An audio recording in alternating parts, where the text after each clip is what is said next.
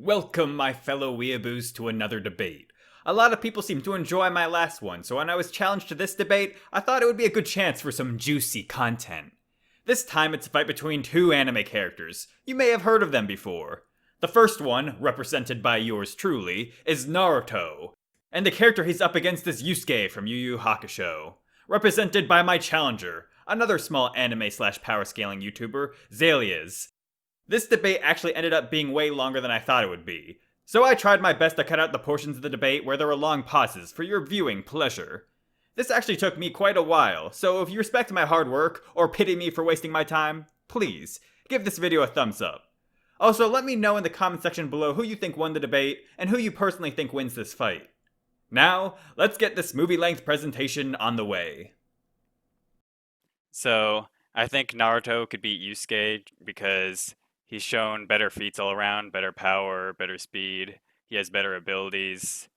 I don't think he'll be able to prove that Yusuke has the necessary tools to defeat Naruto.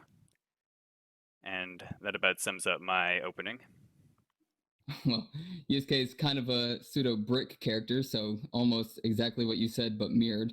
I think Yusuke landslides in potency and durability. I'm also quite confident that he outspeeds, but I think potency alone and his aura would be potent enough to probably at least take care of all of his clones, if not Naruto himself. And I think he can potentially just wipe with aura. Okay, so when it comes to raw power, I think Naruto has the edge, obviously, because he does have flashier feats than Yusuke. I think we could both agree to that. But like how, what was that? I agree, they're definitely flashier. Yeah. So obviously his flashiest feat is probably when he blocked the attack that could cut through the moon. And Yep. then there's also how Naruto and Sasuke together basically created a moon. Though you could argue it's only because the Sage of the Six Paths granted them his power, but together they were considered to rival his power anyways, so they should have power that rivals that. And people did scaling and pixel scaling and showed that it should be about the size of our moon, which I don't think is really necessary because that same technique literally created the original moon in the first place, so I think it's pretty reasonable to say it's about moon size. And then we also have the Ten Tails itself, whose chakra was compared to the planet itself, and how it could create massive tailed beast bombs casually that were about, I would say, small country sized in power, or you could argue a large island or something like that, but it's definitely a lot of power from the Ten Tails. And there's another feat, hold on, right here, of it showing its destructive capability across the planet. Obito, after absorbing the Ten Tails, became even stronger than that, and then Naruto was even stronger than him. So Naruto does scale to all the power feats from the Ten Tails. Okay. I agree. So, would you like to talk about how powerful you think Yusuke is? Yeah, I think that Yusuke gets to bare minimum planetary plus, even up to large planetary. Generally, what it comes down to is scaling and a difference of DC and AP, which of course we're going to have to talk about, because I think pretty much all your feats there are high DC and not nearly the AP. Let's see, though. So, we have, of course, I'm just going to bring up the feat you've seen plenty of times, Sensui's Beheaded Hill feat. But we have, let's see if I can get more here. We have Okumin trees that are absolutely massive. We have, here we can see Okumin trees absolutely towered immensely over mountains. I'll address it now because it's of course quick, is that there are Okumin trees that are probably in height. If it was on the plateau next to the mountains, in height, probably about equal to the mountains. That'll be addressed in the future. And we can see the size of Beheaded Hill. I don't know why that became a spoiler. We have the size of Beheaded Hill compared to Oakman trees. Oakman trees already are at least like island sized if you're going off of your general amount of like what's on them. Entire rivers and forests and savannas and plains and mountains. Beheaded Hill comes out to about the size of a small to medium sized country. And Sensui, man, I have a broken mouse. Sensui, of course, busts it with the air pressure of a casual punch. Let's see. Beheaded Hill. What's it doing? I wish I was better with all this. And yeah, let's see. We'll just use this picture. He busts it, and you can see ultimately that all of it gets destroyed. And in fact, it is pulverized into dust. If you want to, at the last scan, it's you can click on it and zoom in. Those are not clouds. It has been turned to dust. You can look at the formation of the rocks and how the dust is laid in between each rock. It's impossible for the rocks to appear the way they do. If they were clouds, it would overlap on top of them. And then, of course, since we scales, this would require a lot more, so I won't go too much into it right now. Since we scale, Yusuke scales like thousands of times in potency above Sensui. So Sensui has pretty much baseline multi-continental and AP feat, and Yusuke is like thousands of times more potent than him in scaling. Okay. So I'm obviously going to bring up the different sized Okumin trees. And here I circled the difference with how some of them are tiny compared to the others. Yep. And then also, I know you probably don't want to bring it up because, of course, the anime shows some of them are barely larger than human size. Yeah, I couldn't care less about the anime. Yeah. And then also this scan shows they don't look, these ones particularly are smaller than the mountains surrounding them, and they don't look much taller than the trees around them either.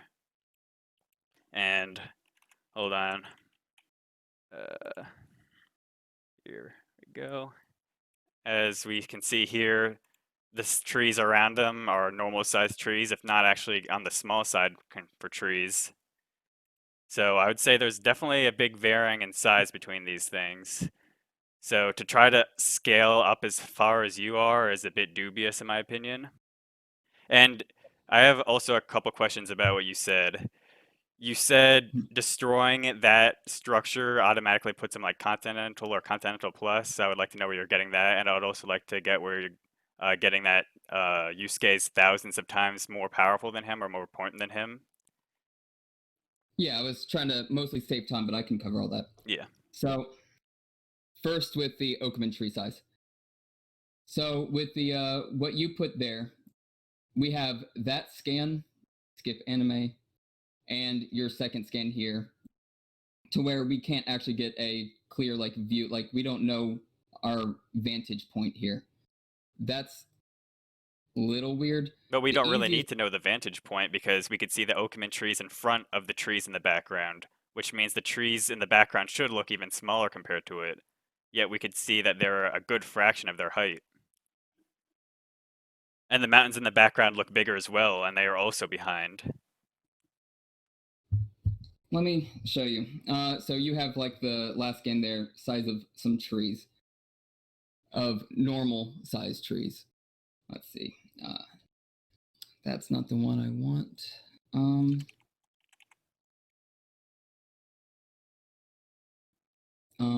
Shoot, what's it called? I have too many scans, so I'm gotta remember which ones I'm looking for. Yeah, I have a lot too.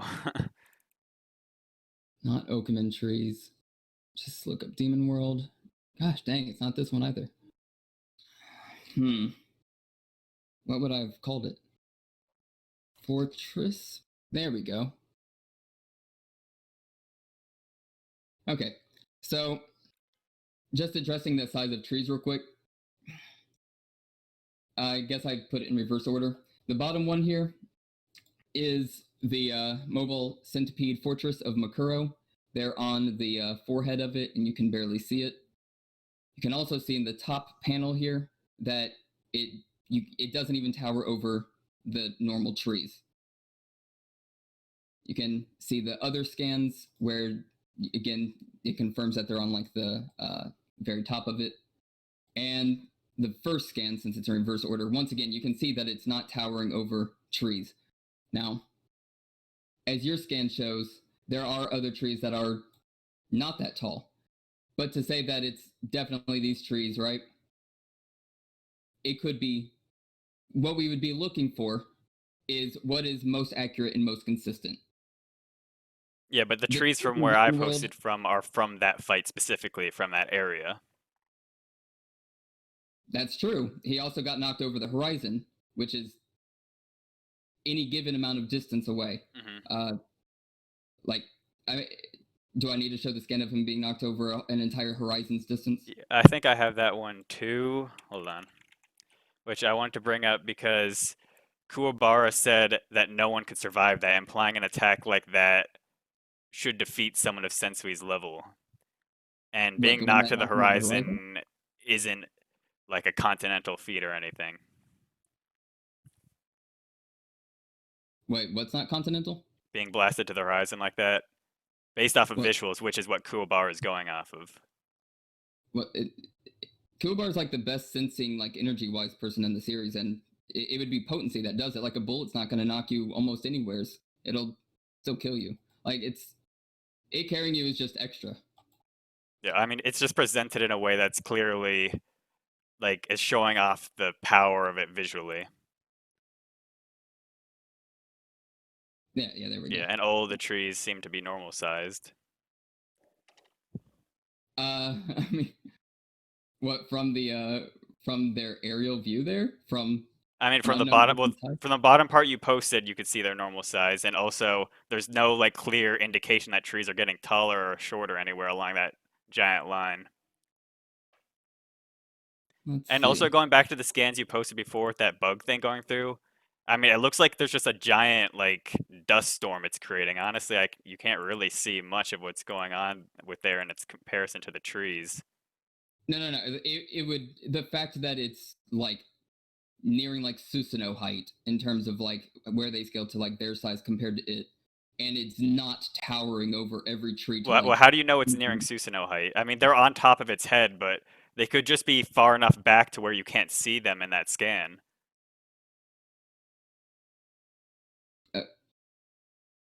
because Like, I think you're trying to imply that they're so small you can't see them on the top of its head, but like from that angle, you just might not be able to see them. hold on.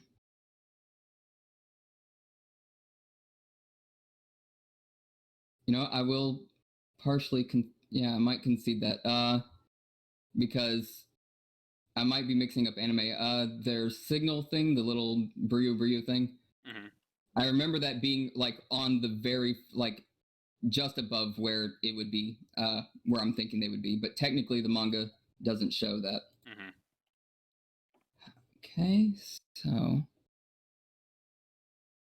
Okay, so I'll agree that we have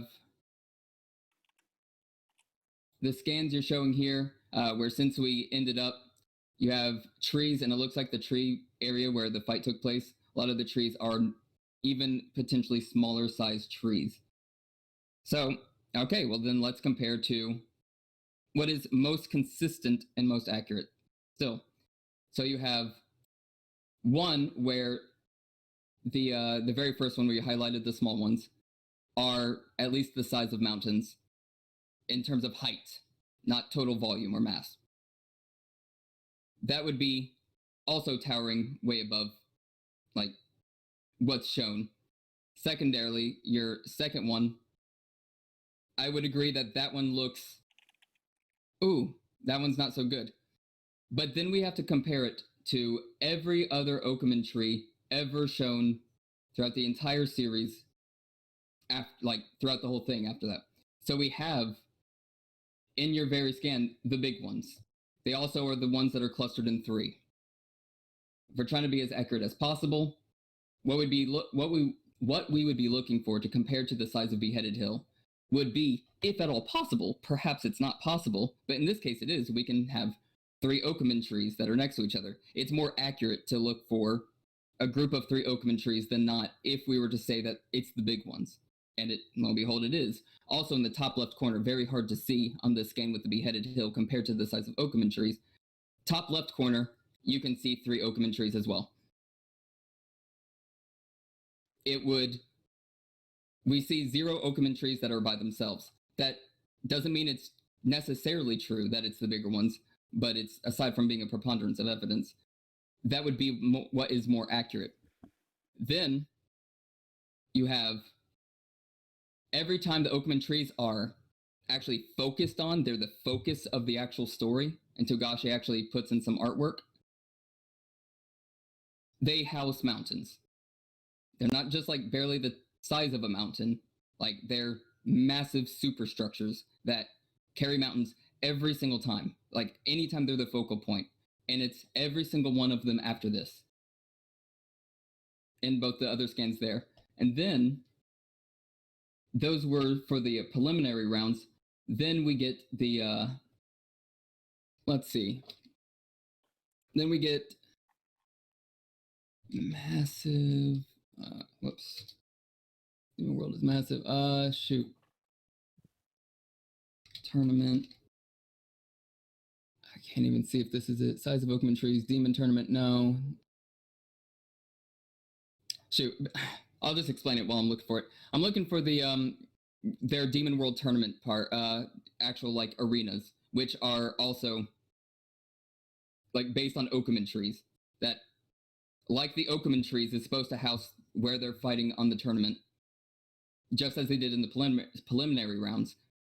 Being based on the Okuman trees, those 2 also, of course, carry entire ecosystems, multiple ecosystems. Savannas, no less, which can take up portions of an entire country. In terms of like everybody wanting their opinion to be as accurate and consistent as possible, which should be everyone's goal, I think it's far, far more accurate and consistent throughout every showing of them that Beheaded Hill scales to the large ones. Well, I think we could just agree to disagree on that one, because I think like they're Okuman trees, and I believe it's stated they do grow. So obviously they have to start from saplings and go all the way to that size. So there should be varying size all the way. And of course, the tournament ones are the large ones, which is a later arc than this one, because they're not going to fight on small ones. They're going to fight on big ones, and they're going to go to an area with a bunch of them. But even if we do accept all of them are that size, I mean, just to have like a mountain which could vary in size hugely, and the mountain takes off a good chunk of it, just like visually, like they would still be at best like small island sized, or even just large mountain sized, honestly. Like if you look at something like an island like Hawaii from space, it looks completely like massive compared to it. And that's the small island of Hawaii, I believe. And here's the large island of Hawaii and what that looks like from a range, which also both look much bigger than Beheaded Hill when you look at them far out, which you compare to like a good sized country. And here's what a country looks like. This is a small country, Sicily and Italy, what that looks like from space, which clearly, like, you can't even see the tree specks at all. Like, the visuals is on a completely different level than from what we see at Beheaded Hill. And if we look at the scan you posted with, hold on a second. Here it is. Jeez, We could look at what the mountains look like compared to the Okuman trees and plateaus around it. Now here is a scan of what Nagato did when he fought Naruto. He ripped this massive chunk of earth out of the ground, which completely dwarfs the mountains around it. And I would say the mountains are looking of a similar size in comparison, like via like comparing the 2 sizes of the pictures. They're both pretty small in comparison. Like this thing would be like, it would definitely have more mass than these Okuman trees if their mountains are similar sized. And this version of Nagato is like extremely like fodder to current Naruto. And then we Well, also I would, have Sasuke's meteor fragments that he cut up, which I'll probably bring up later in the potency argument. But these, like, just the chunks that he chopped up are like completely dwarfing these mountains, like that are even tinier in comparison to the scans you showed. So each one of those meteors that Naruto ends up like completely destroying, and Naruto or Sasuke chops up like butter, would be like comparable in size to Beheaded Hill. Like, honestly, if we took the mid or arguably the highball estimate of those trees.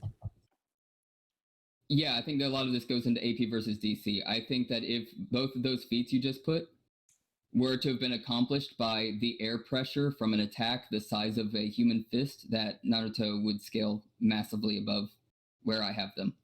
Okay. Yeah, I'll get into my potency argument later. But real quick, so you would, this is an interesting thing. Do you just take that the mountains that you're seeing in Naruto there are the size like based on like how we have mountains in real life? I think that's debatable, but if we're gonna do it for the mountains you're showing, we have to do it for the ones Naruto's showing. We either do it for neither or both, just to be fair. No, I agree. I agree. Do you think it's more consistent or accurate to, like, what basis would you take? Just in your opinion, I'm curious. Do you think it's better to do it for neither, or better to do it for both? I would say if there's nothing directly contradicting their size, we should assume by visuals they are like around mountainish size. You could argue like, oh, maybe they're a little on the small side, but like I So, think we should consider that they are about mountainish size. I think that's fair by unless visuals. shown otherwise. Yeah. Okay, so of course, all right. If remember that the final battlefields that are based on the Oakman trees have entire plains in them. This would be like the Great Plains, which is by far not even close to the biggest one. And this is like the amount of space it takes up. So what I would say, and this isn't an actual like full argument, this would be something like, on what basis would you say that they're not the size that they could even be country sized, like the Okaman trees alone? Well, yeah, savannas could be of any size, but I mean, there was a mountain, a lake, and a desert, I believe what is stated, and they're all of similar size on there. They're different ecosystems, and they're all comparable to the mountain in size. Like, you could see what the trees look like. And visually, like, you can't watch like a country, like a battlefield on a country. There, it's obviously not that sized. Like, it just wouldn't make sense visually. Here we go. Um, well, that's why. So the reason why it is important is because we're talking about fiction, and anything could be the size of anything. We have, of course, especially if you're going to be talking about demon world, extra mythical place within a fiction that's based on real world things. If you're going to say, for example, these mountains are probably best taken as mountain level unless contradicted in some way. Okay, fine. But then you have what has an entire lake, a desert, a plains, jungle, mountain, in a demon world area. Pretty much like, how do you say that the plains wouldn't be that size? How But would you say that the plains desert just isn't? mean grasslands. It's just areas of grass. That's what it means. And Like, you could have grasslands or fields of any size. Like, there's not like the Great Plains of the United States is just long stretches of giant plains, but like you could have an island with plains on it. You could have an island with a desert on it. Like, I don't like. I'm pretty sure we have like a full list of like what we denote as like your general idea of like, here's plains like throughout the world. Like the Great Plains again aren't even close to the biggest. Yeah, I'm not saying they aren't, but there's probably tiny ones as well. Unless there's like the definition of plains has to be a certain size. Like mountains have a definition of how big you have to be a mountain. As far as I'm aware, there's no definition of plains needing a certain size. The smallest plain landform in the world can be found in North America. It is called the Great Plains. I mean, let's see. Plain, any relatively level area of the Earth's surface exhibiting gentle slopes and small local relief. Plains vary widely in size. The smallest, let's see, maybe here. Don't continue to decide. Okay.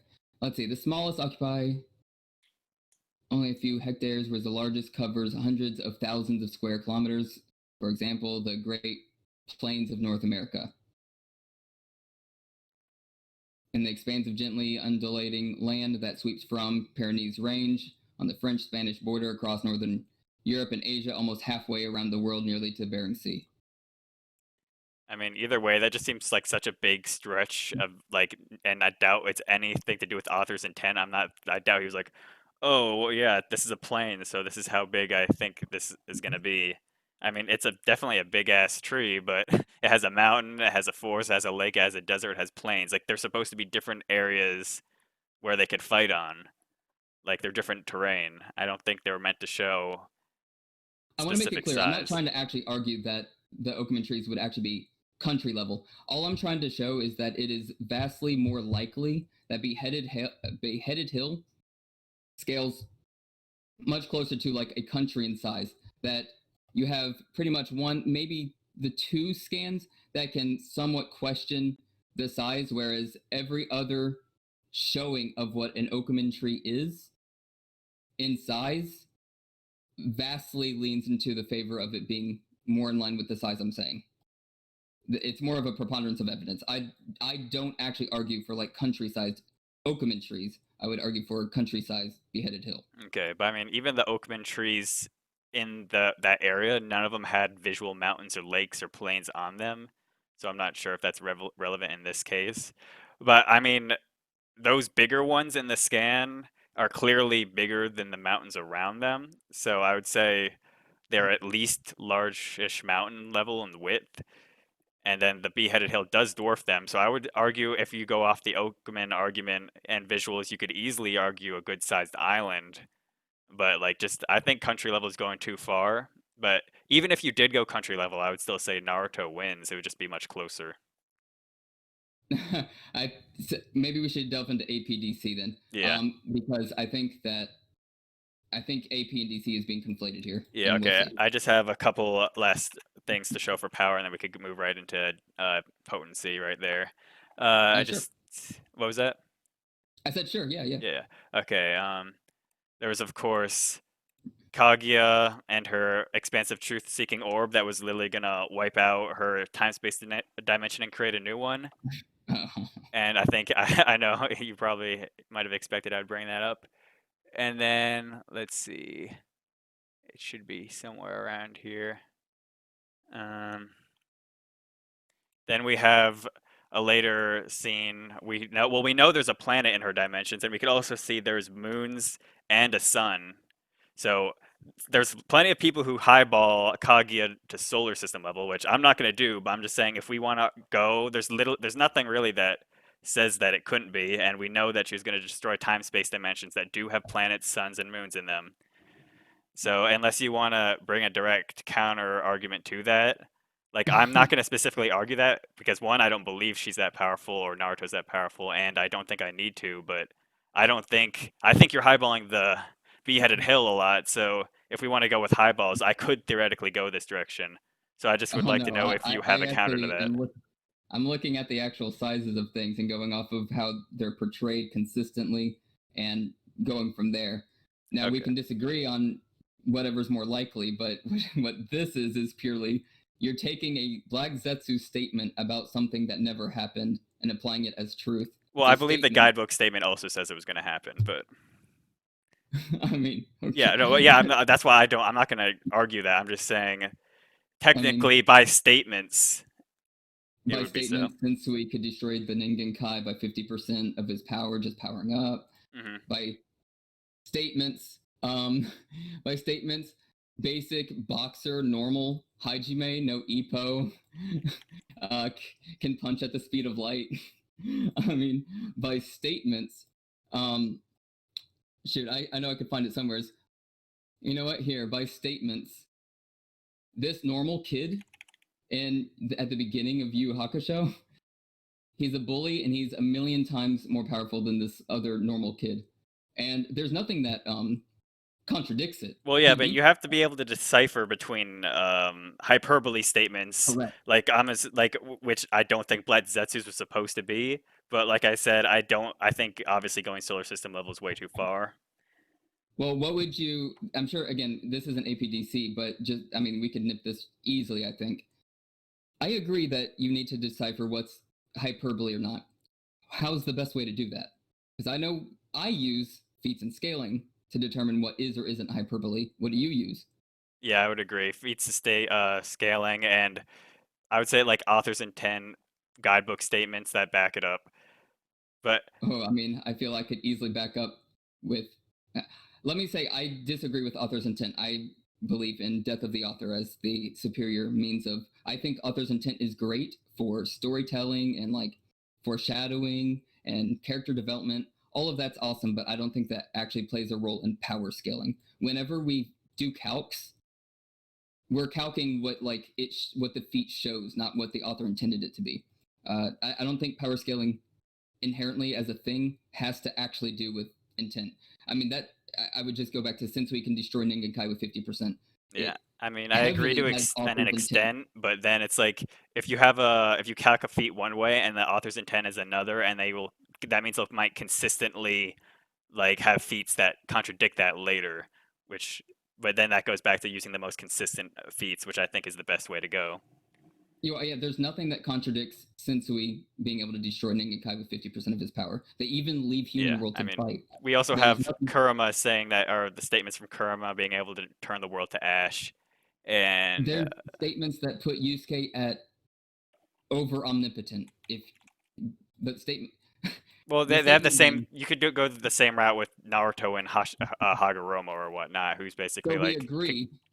So we agree yeah, that yeah. I think we yeah, should that's stick to why I laughed feats. about Yeah, I mean, yeah. There's also the Kinshiki stating it could split worlds and with stuff. the world. Yep. Yeah, So that's why I don't take Black Zetsu's statement that has zero supporting feats or scaling that Mhm. puts it anywhere. Otherwise, I feel I could argue a bunch of things using the same author's intent or a bunch of other. Yeah. Mhm. Okay. So on APDC, let's see if I can. I wonder if I can pull this over to the thing.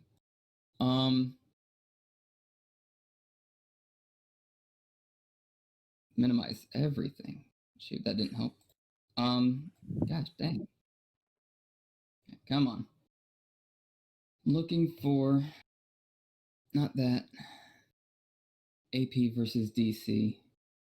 Okay, so AP versus DC. Can I find it? Of course not. I actually did a little AP versus DC thing on Paint. That's what I'm trying to pull up. All right, upload. Okay, and let me get the other one real quick. And there we go. This one right here. And I can explain it too, but I think this might be the easiest with my perfect drawing skills. Okay, so here's basically why I think probably the biggest crux and difference between Yu Hakusho and Naruto is that there's a difference between destroying something and destroying it with the air pressure. And then there's probably even a bigger difference when you're talking about the size, like the AoE of the attack versus the destruction that is caused. So let's just do just these two pictures. The first one, you have an attack that is the size of 100 meters cubed with a total force of 10,000. And little guy here, he has a durability equal to 10,000 meters, 10,000 per meter cubed. If he gets hit with 10,000, energy, he'll die. However, a little guy is very little, and he is the size of a single meter cubed. Would you say that if the attack hits him, he dies? No. I agree. Yeah, I second, know, I understand all this, but yeah, you could keep going for the audience's sake. all right, well, second, no, never mind. I've explained it on my channel. Yeah. Okay. Yeah, because like for example, like when but there's one thing I bring up is like when Frieza gets blown up in Namek, the planet blows up, but while he's unconscious, but technically he wouldn't actually need planetary potency durability because it goes off in all directions. And like if you in the anime is what like you literally see rocks and trees floating around. It's like, do those trees have planetary durability? Obviously they shouldn't have survived in the first place, but and the manga only shows rocks. But yeah, I understand the point. Yeah, so my main thing is whenever you look at all of your Naruto feats that you showed that were super flashy and super awesome, they're also destroying a lot of matter. But because they always seemingly require, unlike Sensui's feat, who did it with the AoE of a fist, require big ol' AoE. Destroying more is awesome. That's impressive. Destroying more with less is multiplicatively based on the amount of AoE less, also more impressive. If you were to have the same total force in picture 2, shrunk down instead of 100 meters cubed down to 1 meter cubed, all those 50s would become a totality of 10,000 in 1 meter cubed, therefore able to actually kill the little guy. The smaller things are, the more potent it is. Naruto attacks, he has attacks that are potent, way more than just what they can destroy, Rasen Shuriken and such, but nothing even close to what even Sensui can do. Okay, and I guess it's my turn to try to disprove that. So the first thing I'd like to bring up is, okay, here is Turtle Island, which if you want to highball and use maps that show it, it could be a considered good island size, and it also has ecosystems and whatnot on it, and like mini mountains on its back. And Guy was able to sorry, wrong scan. But Guy was able to dwarf that with his Hiradora, which is just a physical attack, no chalk or anything. That wind is all from his physical strike. And in the scan above I posted, the edges of it were able to crush rock, so it has potency as well, that air pressure. Can And you here's put the second one you did again? It's not loading for me. oh, okay. Yeah, well, this is another one, but this is from the manga showing Hiradora in front comparing to the Turtle Island in the back. And here is the other one that shows the edge of it destroying the large rock pikes at the edge of the turtle, showing that it has immense potency, and that's just the wind pressure from his strike, which Kasame took point blank at the epicenter of the attack and survived. And Kasame is like Sage Mode Naruto tier, or honestly below, but around that He took level. the air pressure. Yeah, that's it, that whole thing is the air pressure of his one attack. Yeah. And okay, so that could already arguably that's at least basically I would say at least city level up to island level, depending how big you think the turtle is or how impressive you think that is, but somewhere between that area. And then you have, of course, the famous Madara feat, where you're talking about using air pressure to hit things. Madara Yeah. not only uses the air pressure, but it's miles away, and it straight up still it slices those mountains in half. Not even breaks them; it slices them in half. That's how potent that attack still is from miles away. And those are arguably pretty damn big mountains, considering you could say there's smaller ones right in front of it. But let's just say they're about mountain size. But hitting, just like slicing through them from that distance with a casual strike already puts like Madara's potency with that swing at least like island level, if not country level. And then we could go even further. Wait, that swing puts him to island level to country level? I would say island level, but you could highball at the country level. But Because I will apply anything and everything here to Sensui, of course. I mean, I would argue that's more impressive because Sensui's attack, he was standing on the hill itself when he shattered it. This, like, the meteor, those are the meteors Madara hit that are right next to his sword, and they completely shattered and disintegrated, basically, and then the mountains still get sliced after it goes through those. And then we have this next scan, which is mountains are getting cut off all over around him, and these are large mountains. And you could see in the bottom left, there's like tiny little mountains over off into the side. Here's some here I'm showing on my pointer, but there's some small mountains and then these larger mountains around, and they're getting completely sliced and diced. And then let's see. Um, here is wrong one. Hold on a second. Just to fill the silence, I think you're actually bringing out what I consider of the most impressive feats in Naruto right now. Okay, yeah. And then okay, here is Hashirama's Buddha, which dwarfs the mountains around it, and Kurama in front of him. And then his attack which completely makes the mountains look like little bumps around it. And Madara and Kurama basically tank that attack. They take some damage on the perfect Susanoo, Ren, and Kurama, but they're basically unharmed for the most part. And okay, here is Hashirama creates multiple giant structures, Rashomon gates, that are each larger than the mountains around them by multiple times, it looks like. And Kurama's beast bomb that shot out completely rammed through them, and basically all they could do was change its trajectory. And hold on, let's see if I could find the other scan. I think I got it.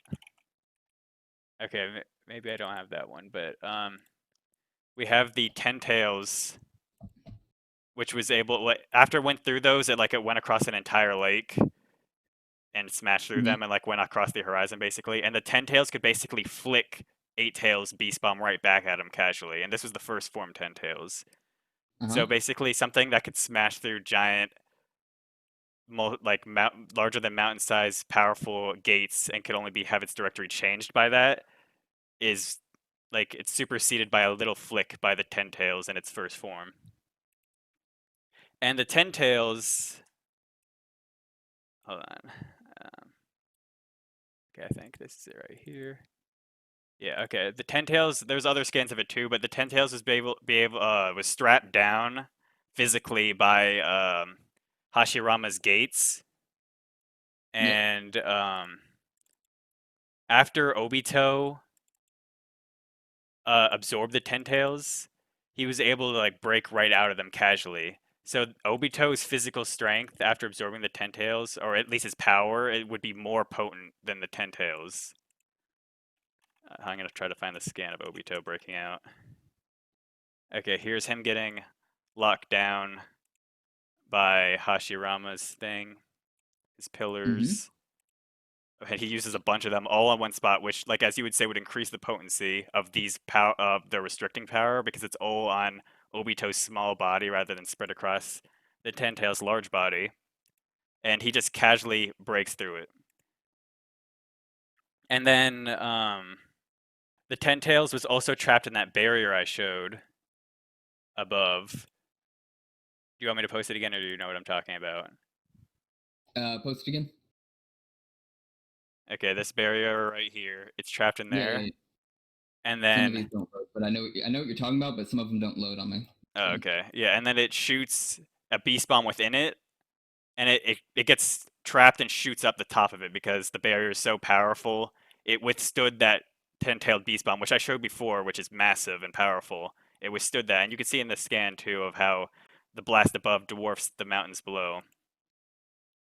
And then we have Obito, who is basically able to rip right through those. I'll post a scan. He casually rips this barrier apart with chakra arms. Oh, hold on, that's the second scan. But right here, he uses chakra arms just to grab that and rips it apart like paper, like something that just stopped a country level blast within it. So his arms are far more potent than the AoE of the Ten-Tailed Beast Bomb. And then you have Naruto, who is able to contend with Obito with just his BSM form, his Bijo Mode, Sage Mode form. And then he got even more powerful with his Six Paths mode, incomparably more powerful. And so basically, this version of Obito's potency is nothing compared to him. Let's see. I have a couple more things I'd like to bring up in regards to potency. Okay, here's Sasuke cutting up these giant meteors, which basically covered a small country, but as we could see, they dwarf the mountains around them, and they're way larger than Sasuke Susanoo, and each slash cuts right through them. And I showed how large the fragments were before, and how just the fragments dwarfed mountain ranges. So the potency for that would need to be pretty crazy to go through them like that. And then Naruto was able to clash with Sasuke's perfect Susanoo with just one tail of Kurama, was able to stop one of Sasuke's perfect Susanoo slashes. And then we have Madara, basically, Madara took this attack, Rasen Shuriken attack from Naruto, which just the shockwave cut the God Tree in half, which was like many, many mountains thick. And Madara was not cut in half by this. And then Sasuke cut through Madara like butter. So that would require incredible potency. And then Yeah, you have I agree. Momoshiki after absorbing the fruit, not even fully transformed yet, and Sasuke's sword got stopped by his bare neck, which would be one of the weakest parts of your body. And then you have Naruto's punch, which does good damage to the fully transformed Momoshiki. So his potency should scale actually above that of Sasuke's sword. And also, I showed Sasuke's Susanoo already, and then we have Kaguya punching the crap out of Sasuke's Susanoo. And we have Naruto, who is able to match those same punches with his chakra punches, which also backs up him being far more powerful than Obito's chakra hands. In a collision with Kaguya right here, smashing Vacuum Fist versus his chakra fists, and they were about even. And let's see, I'm going to just quickly go through some of my scans and make sure there's nothing else I want to go over when it comes to potency, but that hits a lot of the main strides here. So we have, you could argue, obviously Madara's cutting those mountains in half would at least be multi-mountain level based off just visuals, but considering he hit them miles away, which is why I would argue up to island level. And then Oh, you for sure. have, Yeah, what was air that? pressure dissipates over distance. Yeah, power just dissipates over distance, and yet it's still cutting mountains in half. So I would argue the sword strike itself, if it directly hit you, that would have island level potency. And then you have like Sasuke, who's far above that, who is destroying giant meteors that are each like island size and just cutting right through them like butter and doing multiple of them at once. Well, without air pressure this time, but Well, yeah. he would need, yeah, it's a direct strike, but you would still need air pressure to get across it because they're like miles longer than his sword. So this time the This air pressure is kinetic force literally going through continue. solid rock, like the whole way through.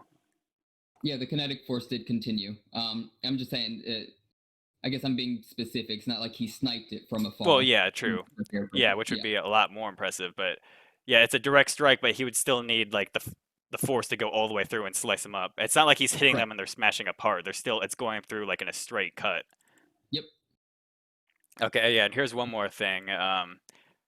The This time it was a barrier put up by Obito, but it's a similar barrier as before. And this time he had four of those tailed beast bombs go off inside of it, and he himself was inside of it and used his his TSB shield to block it. So that took four tailed beast bombs that each should be around small country level in AoE power, and they were focused in that one area. And his TSB blocked it all. And then you have Madara after absorbing the Ten Tails, who's even stronger, got punched right through his shield by 8 Gate's Guy's punch. So 8 Gate Guy's punch would have more potency than the what the Ten Tails Beast Bombs have showed, even when restricted. And then Madara I took see. that Okay. punch, and that same Madara was cut in half by Sasuke. A stronger version of Madara was cut in half by Sasuke because this was actually Madara before absorbing the God Tree. And then you have Momoshiki, who can't even be cut by Sasuke's sword, and Naruto, who could hurt Momoshiki with his punch. So there is like a lot of scaling above country level and striking power when it comes to Naruto. Not to mention how he blocks that moon slicing attack with one hand and goes through it, which also could be argued as country to continental levels of power going through that. I think Toneri Strike requires scaling from previous feats.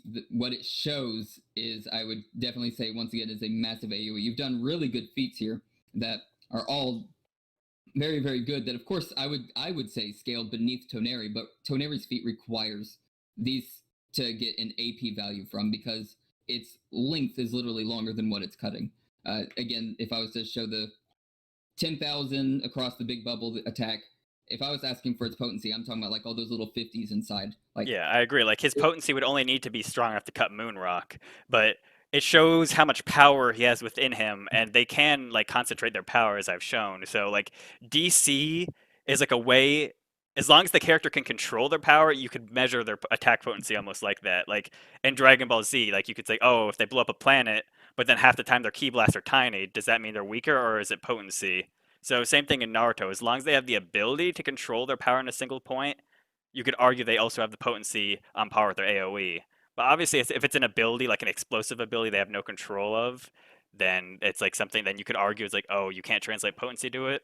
But I think Naruto, with if they like they've shown with chakra control and their strikes and whatnot, and what they've done, they definitely have control of potency here. Uh, I would definitely disagree that anything in Naruto is suggested that they can say, "Oh, I have enough chakra control." That somehow that means the attack that requires this AOE or length of it or whatever to do the destruction it did in the first place. I can equate my AP to that destruction. I think it requires scaling. I think his attack scales above everything you've shown, but requires the scaling to do so. Is all I'd say. But yeah, I can go through some contentions and ultimately, of course, because sadly, Yu Yu Hakusho is not nearly as long as the series, but I'd be bringing it back to Sensui, of course. But okay, so Sensui, Madara Susanoo destroys from miles away and cuts through the top of 2 mountains with the air pressure alone.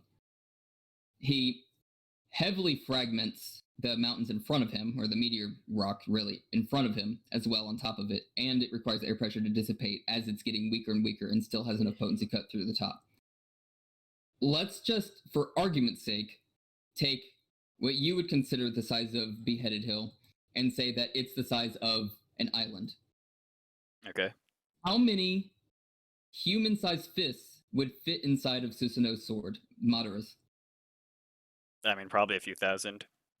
Okay, I would say that the potency is concentrated a few thousand times more when he destroys not just some miles and then takes out the 2 tops of 2 mountains, and it's a meteor rock, which is still a very impressive thing, and I'll keep going as I go through this.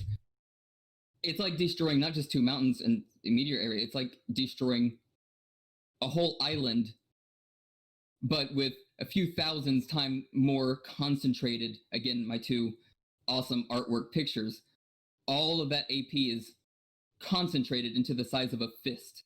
If in this feat, since we're comparing air pressure to air pressure. But, Additionally, but Madara's a few thousand times further away, though, so you have to keep that in mind.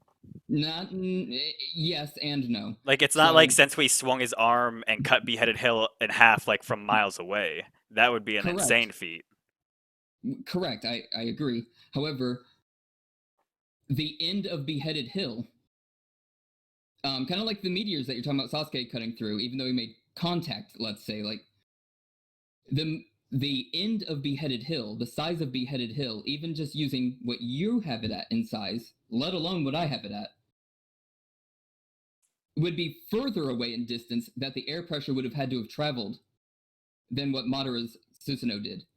And what he did was pulverize it. It's so like vaporization takes a whole different tier of energy than just simple destruction of a thing. Like if we wanted to pulverize, like turn basalt rock into dust, takes far less than to straight vaporize it and turn it into like steam and mist or something.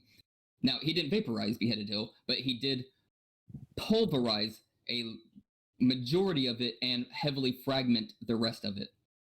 That's okay. You keep saying he's destroying it with wind pressure, but if I'm not mistaken, didn't he punch Yusuke, who was above him, and then it crumbled underneath him? And when it comes to physics, like when you hit something, it hits back with the same amount of force. So if his foot's on the ground and he punches Yusuke with a certain amount of force, that same force, and if Yusuke like blocks that, that same force is getting traveled back and going into his foot and into the ground itself. So I mean, it's kind of like direct contact. Obviously, it's not. It's more impressive than if he punched it directly, but it's still like a lot of force is going back into that hill, which is why it shattered. Which is still a crazy feat, man. but I see that as a big old leap. I think conservation of energy is, let's just say that is almost always ignored in mangas. If you want to argue that there's a conservation of energy happening, that he's taking what he's dishing out. I mean, I can only really disagree. I don't think that's ever borne out in pretty much any manga. But secondarily, Yusuke didn't block it. He had simply just straight missed. See if I can pull up the actual destroying it. Oh, sorry, I'm in wrong thing. Video, contents, let's go back. There we go. Let's see. Let's see. Did it get posted? Yeah, I So, see yeah, him punching. He was punching Yusuke. I don't have just before this because this is the actual feat, so I did just grab the feat. But they were fighting just before, and he goes for an uppercut after Yusuke had been already like knocked away some, and he just straight misses. He had already been like pseudo blitzing him. This is the air pressure that leads to. Well, I kind of already had it, but I'll put it again. This, of course, which ultimately ends up looking like this. Now, again, if we're saying that it's like the size of an island, he's covering a further distance with the air pressure, meaning it took longer and longer for it to get, like it got weaker and weaker for an even further distance, while being several thousand times more concentrated into the size of a fist in comparison to, say, Madara Susanoo, and was in pulverization and not destruction, albeit the fact that Madara Susanoo potency was enough that it kept going, right? It did cut through. So, I mean, I would even just grant that the pulverization versus being able to keep going and cut through could even be equalized, just for argument's sake. Okay, I'm seeing something weird in this scan. I don't know if they're way closer than I think they are, but it looks like they're on the rocks. And the last one you posted, they're on the rocks after they destroyed the beheaded hill, and they're still down there, and they're looking down at them, the others. And you could see Yusuke and Sensui's body, like from this distance, which if they're anywhere close to that thing, it would imply it's much smaller than we're saying. But I don't know, you could say that's an artist mistake, or if I'm just confused about how far they're supposed to be here, because... No. So, they are on what's left of them. I think if I was to have a person on the top of my house and compare the size of them to my house, that'd be one thing. But you don't run a tornado through my house and have the roof collapse in and then have a guy standing on what's left of my house and say, oh man, he looks pretty big compared to what's left of the house. Well, yeah. I mean, obviously to a certain extent, but I'm saying it's like, if we're talking island to country sized here, that's like kind of insignificant. But yeah, I'm just saying it could just be the author wanted to draw where they were, but that would definitely contradict, even if it's collapsed, it being like country sized, obviously. Pulverization, of course, is dust. Like literally, it's not even. I don't think that it actually harms the feet at all in terms of it being country sized based on but the logic behind it, the reason I feel that way is because scaling something based on something that's already been destroyed makes absolutely no sense, especially if we're talking about something being literally like the majority of it being turned into powder. Like you would want all that dust reconformed back, building on top of itself, more and more until you get the full structure again to actually get the idea of its size. You also, from the you can't see like it compared to any Okuman trees. Look, I'll say this full stop. If in this picture here, we could see one of the Okuman trees, unlike every other shot that we ever see of it, if there was an Okuman tree here, and it was like the size of them right here, I would agree with you. But without that, like all the other shots, I think it's just simply a wholly different angle on top of something that's been completely pulverized into dust. I don't think it counts against it at all, is my take. But your other feat going about like the Biju bombs, because the Tintail flicks away that Biju bomb, which of course is extremely impressive. You have Biju bomb taking out the Goju Rashomon. Yeah, something like that. Which is changing its trajectory. However, okay, so here's because this would be the last thing I could even bring up. All of your other feats are amazingly good. However, changing the trajectory isn't like if it could have like destroy, because we don't know the durability of those gates. We don't know. I mean, obviously, we know that at minimum it's more durable than mountain rock. I mean, obviously so, but that doesn't tell us like its upper limits. It changed the trajectory, okay, but like it would almost be much more impressive if it straight up destroyed them. But it did knock over some. That's impressive, but to like, what am I supposed to get for the AP on that? Well, like beast bombs before have been like shown to bash through mountains, and I assume you agree the beast bombs have the force to like break through mountains, correct? I definitely say they have DC that easily goes into that, and in later ones like Ten Tails or anything like that, definitely have AP to vaporize mountains. Plus, of course, I think their AP is higher than mountain level, but I think that they are mostly DC feats, and you need to Yeah. incorporate AP later. I mean, even after getting like knocking down those pillars, like it goes across like what looks to be like a sea and like goes all the way to the other side and blows it up. I don't think I have that scan with me now. Maybe like I'll post it later or whatever when it's over. But do you know what I'm talking about when like it goes across the water? Yes, I Yeah, do. okay. Yeah, yeah. Which is, of course, the fact that its momentum hasn't really slowed down is. Yeah, because that's just how much force it has behind it. And because it's not like Kurama is still like propelling it, that's just the force originally shot out. And then like the Ten Tails has like the power to not just misdirect it, but like flick it right back at the person who shoots it. So like, and that was a casual finger flick. Imagine a full powered punch from the Ten Tails. And now imagine how the entire body of the Ten Tails had its strength limited by Hashirama's gates that he brought down on it, those pillar things. It could not move. It had to desperately like make clones of itself and like attack everyone because it couldn't move. And then it couldn't, like, they put a barrier around it, and its full force tailed beast bomb couldn't do anything to that. And then Obito absorbs the Ten Tails, casually breaks those things that restrain the full body of the Ten Tails, and then rips casually that barrier apart with his chakra arms. Like that's just like a lot of scaling above like the force of it, like those tailed beast bombs, obviously. Yeah, I mean, we never said where we think the other series is, but I think that Naruto easily gets into like country level to in like pure AP. Obviously, scaling more and more as with the latest chapter coming for Boruto, we'll see where it goes because in a time skip, anything's allowed. You're not allowed to say that a person can't be X amount times more powerful since then. So we'll see.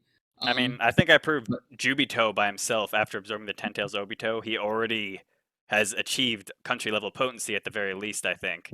And then you have, you also see like the tailed beast bombs that I showed before, like literally all over the land, like massive explosions. And like so like the Ten Tails obviously I think has more power than it does potency, but then Obito takes that power and turns it into potency, and Naruto is able to handle him with his Biju Sage mode, and then gets even stronger with his Six Paths mode. So the thing is that's why I was talking about like we were talking like yeah I think that they're they start off being able to have the DC to destroy a mountain, but then yeah later when you have stronger ones you have feats that suggest that they can even vaporize again. That's not just simple destruction, vaporize mountains, that they have more than mountain level AP. But that's just other than that we're needing like some scaling or multi mountain level AP. But like that's super weak for everything else we're talking like compared to country level AP. That's like enormously different. So when we're looking at like the Ten Tails AP, like its DC is massive because its AoE is so massive. We know its AP is stronger than any of the other Ten-tailed beasts, but the other, if we're scaling from that, like the other tailed beast bombs AP is never like shown to ever be close to equal to their DC, and so you're scaling like essentially your chain of scaling is that you have tailed beasts that have AP that is easily above mountain level. Now we conform that all the way down to a flick from a Ten Tails. So he can his finger is like easily like over multi-mountain level in AP, which multi-mountain is still nothing. However, okay, well it can be into a punch. Now if he can conform all that punch into still like the size of hitting a single human or something with all of the force into a punch, then it would be a pure multiplier. But of course his punch is going to have more force than a finger flick. You can just That's just logical regardless, but to like pseudo an unknown degree. I mean, But you could say an unknown degree, but you can compare a human finger flick and a human punch, or the mass of a finger and the mass of an arm. And I think we could agree that the punch is going to be hundreds, if not thousands, of times more powerful. And then, or you have the full body of the ten tails combined. Like, I'm at like, what's the force of your finger flick compared to how much you could deadlift, or how much weight it takes to seal you on the ground? And then imagine being sealed on the ground by weights and becoming so powerful that you just flex and the weights shatter around you. Because that's basically what Obito did when he took over the Ten Tails. hmm And then, like I said, you have his TSB that's even more durable than himself that could stop the force of all those constricted tailed beast bombs. 8 gate guy who could punch through TSBs, Madara's TSBs, which is even stronger. And then, like, so guys 8 gates form should already have like country level potency at the very least. And then you well, okay, have, what was that? so yeah. I got all that. What I'm trying to configure, because of course I'm always trying to be fair and everything. If you end up convincing me, then I'm convinced, and that's awesome. My big contention here is the reason I was saying it's like an unknown degree is that, again, if let's say Ten Tails wanted to punch something the size of a mountain instead of just flick it, I think that the AP multiplier of his flick to his punch applies, and that it would be true. But if you're talking about like him punching a human, that's the unknown degree. Of course, he can get more force behind that punch than the flick, but to an unknown degree, that would apply to someone that's like the size of like a normal human or something. And so his Biju bomb would be superior to that. But even if we're saying like, if we're talking about like AP, he's not ever shown the baseline's so low. It's like you're talking about like multi-mountain level, and then country's just so far above that. I suppose I'm just not convinced that it gets even remotely close to that in AP. Obito, secondary, like when he's tearing it with the chakra arms, you have the condensed force, of course, the potency of his arms concentrated on 4 very small, very specific places. So, like I said, if my little pictures for the big bubble, 10,000 total force. Shoot, I should just post it again because I think this is a main contention point as well. Shoot, where is it? Desktop. I'm looking for AP versus DC. Okay.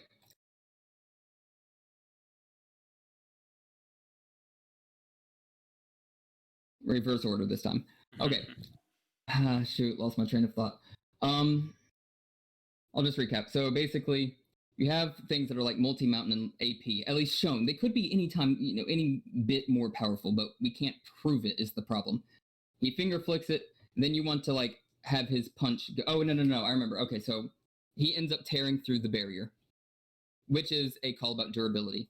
So sadly, I have a little human here, but if the human, instead, if we're talking about the durability, is the size of, instead of the one thing is the attack with a total force of a 10,000, let's say that was the barrier and the little human is inside of it.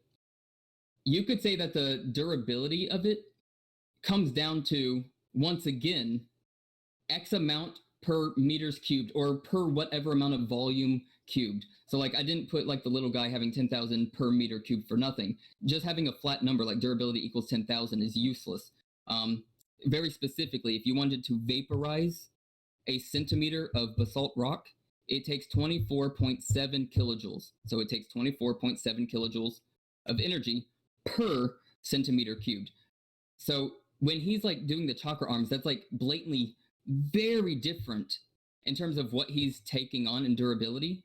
He's taking on a much smaller amount of area than like what the Biju bombs would be doing in their expansive like AoE. I Meaning agree. he's challenging like less volume of durability. Yeah, but these Biju bombs could also like vaporize large portions of mountains in the earth. Like they leave massive craters. Like you could see. Hold Yeah, I on, think the AP is vastly above like multi-mountain level. yeah. Yeah, so I mean, I would say his chakra arms are vastly above multi-mountain level of AP, but I'm just saying, what I'm trying to say is that's still not even close to like even Sensui level. This is all still going all the way back, is on the assumption that Sensui's feat is just going off of the size that you were talking about. Okay. He's challenging much smaller amounts of durability. Well, I mean, we also have Sensui admitting that an attack from Yusuke that destroyed one of those plateaus in the background, if it hit him, he's toast. And the blast from that, all it did was shatter some, like, that plateau. Like, I mean, can you honestly, like, say that attack is more powerful than the Ten Tails Beast attack? Like, improve it? Real quick, let me ask you. So, are we taking his states as true then? Because I have statements. And secondly, okay, but this is Sensui himself saying that if that hit him, he was toast. Why would he why would he say that? Like, why would he make him downplay himself? That doesn't make sense. Like, it's one thing to hype yourself up, but to downplay yourself. Yeah, and I know that's he said that his power would stress the planet, but he also said he was afraid of the animals and wildlife, and we later learned he's actually a good guy that didn't want to hurt people. So, and there was a city right above him, so he could have meant him flexing his power could have just killed the people above and the animals above, because the Earth could be any part of the Earth. It doesn't mean the entire Earth. Now, Daichi is Earth, and Ningakai, of course, is the human realm, which would be just world or planet here. And he's not necessarily a good guy. No. Well, not a good guy. He's not a good guy, but okay, he's not. He didn't actually. He wasn't maliciously trying to hurt people. That wasn't his goal, and he didn't want to hurt animals. His goal was to open up the demon world portal so that all the demons could come through. I mean, that seems. Didn't at the end he admitted that he didn't want to hurt people or something? I don't know, or he wanted to be defeated or something. I can't really remember his goal. He simply didn't want to destroy like wildlife, the trees and the plants. He loves all that. Yeah. But. Okay, let me also ask you this. So, Yusuke's didn't destroy a whole bunch. So, are you saying therefore it's not that potent? His attack? I mean, we're supposed to think it's visually impressive by that feat, and that's all we have to go off of. I mean, it destroyed some rocks, a large rock. Impressive. What? It is very just like super heavily opinion based. I'm forgetting the word here, but I'm not trying to just say opinion, but subjective. But secondarily, if we're gonna look at just the visuals, like History Channel, maybe you don't. But History Channel, they do things like they hang up pig carcasses, and they're like, let's see how awesome this sword is. Okay. And there's some swords that can cleave a pig carcass in half. If I was to have another person take a gun and shoot through the pig carcass, would you think that the sword has more potency? Because it obviously destroyed way more. I mean, I don't think you could tell based off that, but I'm pretty sure you could argue a sword has more potency than some guns. But obviously, that's not the point. But yeah, I know what you mean. But this is supposed to be a visual. It's one of the biggest DC feats in the entire series, probably besides the Beheaded Hill feat. So, and then you have after that one, you have the other one where Kuwabara says no one could survive the attack that knocks him to the horizon, and he basically doesn't survive that attack, which backs up his statement. So we have two feats that are visually less impressive than the ones from Naruto, that one kills Sensui and the other one he admits would kill him. And then we have one feat from him destroying a structure that we really don't know how big it is, honestly, and there's definitely conflicting visual arguments based off that. So it could be as impressive as you're saying, but it could also not be. Well, we know for a fact Naruto beat the crap out of a guy, well, not even at full power, who could cut the moon in half. And then you have people like Urashiki from Boruto. Urashiki casually beat Toneri. And there's other abilities in Naruto, which I'll get into later, how Naruto has abilities that, well, Yusuke is basically just a tank that shoots energy guns and doesn't have many shots to begin with. But yeah, we could get into that later. Yeah, well, so real quick. Yeah, DC doesn't ultimately matters too much, like as long as you can get the AP from it. If we need to, yeah, you already got the point with like the gun versus so I don't need to pull in like specific types of guns or anything. You can destroy far less and still be far more potent. If you, oh, actually, yeah. Here's the other. No, what baffles me is you're talking about like knocking him over the horizon. Wait, so like, if a character gets hit with an attack and they don't budge, are you saying that has like a hard limit on the potency? No. How does that have anything to do with what I said? Because that would be way visually less impressive, and yet the attack could have like planetary potency. So it's weird that you're saying like. Well, yeah, but because you have to have visually- something to scale beyond that. Like if you have a random scene out of context where someone just punches someone and they don't move, you can't say that punch is any stronger than a regular punch. And like if there was like other feats outside that you didn't know about that could prove that character has planetary potency, but you can't just say that unless you have the proof outside of that. Okay, well, so we know that Yusuke scales to Sensui, and we know that they can trade full contact blows, not air pressure blows. Sensui's feat was pure air pressure. Yusuke's spirit gun scales when he first got it. Let me get that. Let's see. First, no. Spirit gun. Come on. There we go. Let's see, so. Okay, here we go. So like Yusuke's very first spirit gun, when he very first got it, he ends up fighting Goki, a D-class person, and his punches can't even hurt him. As well as when he just throughout the whole series, I sure hope I don't have to get a whole bunch of scans to show that. No, that's fine. I understand his spirit gun's stronger than his regular punch. By minimum of 2 times when he very first got it, let alone later when he can concentrate on it to make it much more potent than even that. But let's just say just the 2 times increase throughout the whole thing, and just keep lowballing here. He can trade with full contact punches of Sensui. His spirit gun, is it just that mountain level in DC worth of AP? I would say obviously not. Of course not. It's obviously at bare minimum all the way into S class when he was like E class. It's bare minimum 2 times more potent than the full contact punches that they were trading. That's what would have hurt or killed Sensui. So yes, Okay. it's vastly above that. Yeah. Secondarily, now I can sort of back scale. So let's see. We have things like Toguro. Toguro is a B class. And at like literally 100, he has up to 100% over 100% power to go. So his base 100% is just half of his power. Here he's at like no more than 10% of his power. And with a basic punch, he can hit his other B-class brother the distance of let's say a minimum of a distance of the island. But really, the arena should have taken place in about the center from what it showed in other scans, which I don't feel like grabbing. But should have been at least an island to an island and a half distance knocked away at like 10%.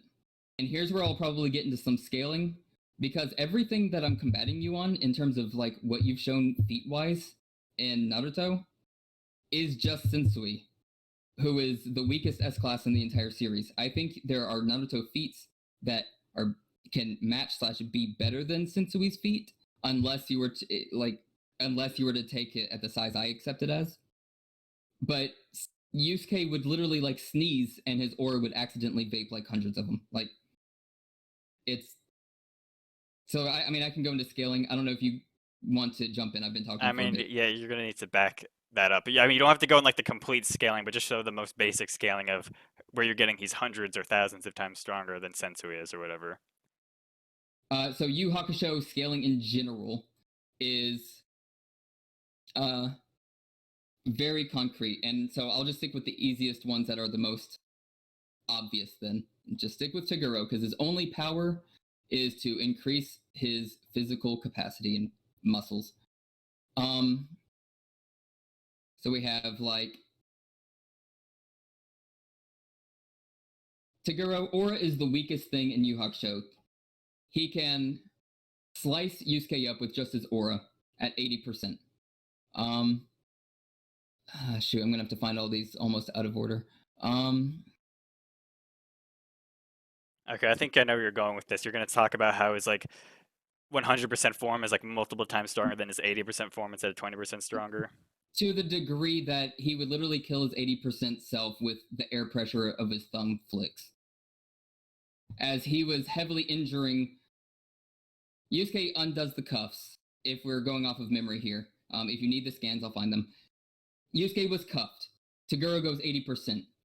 Yusuke blasts him through the arena, through the forest for a good distance into unknown, actually, in the manga. In the anime, they do mountain.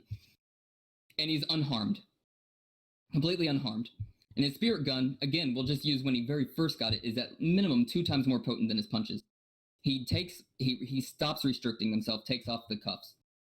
And he just beats down 80% Toguro and blitzes him. It's 0 effort. And they're both still B class at this point.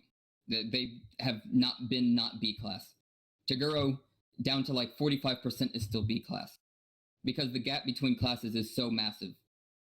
Then Toguro goes 100%.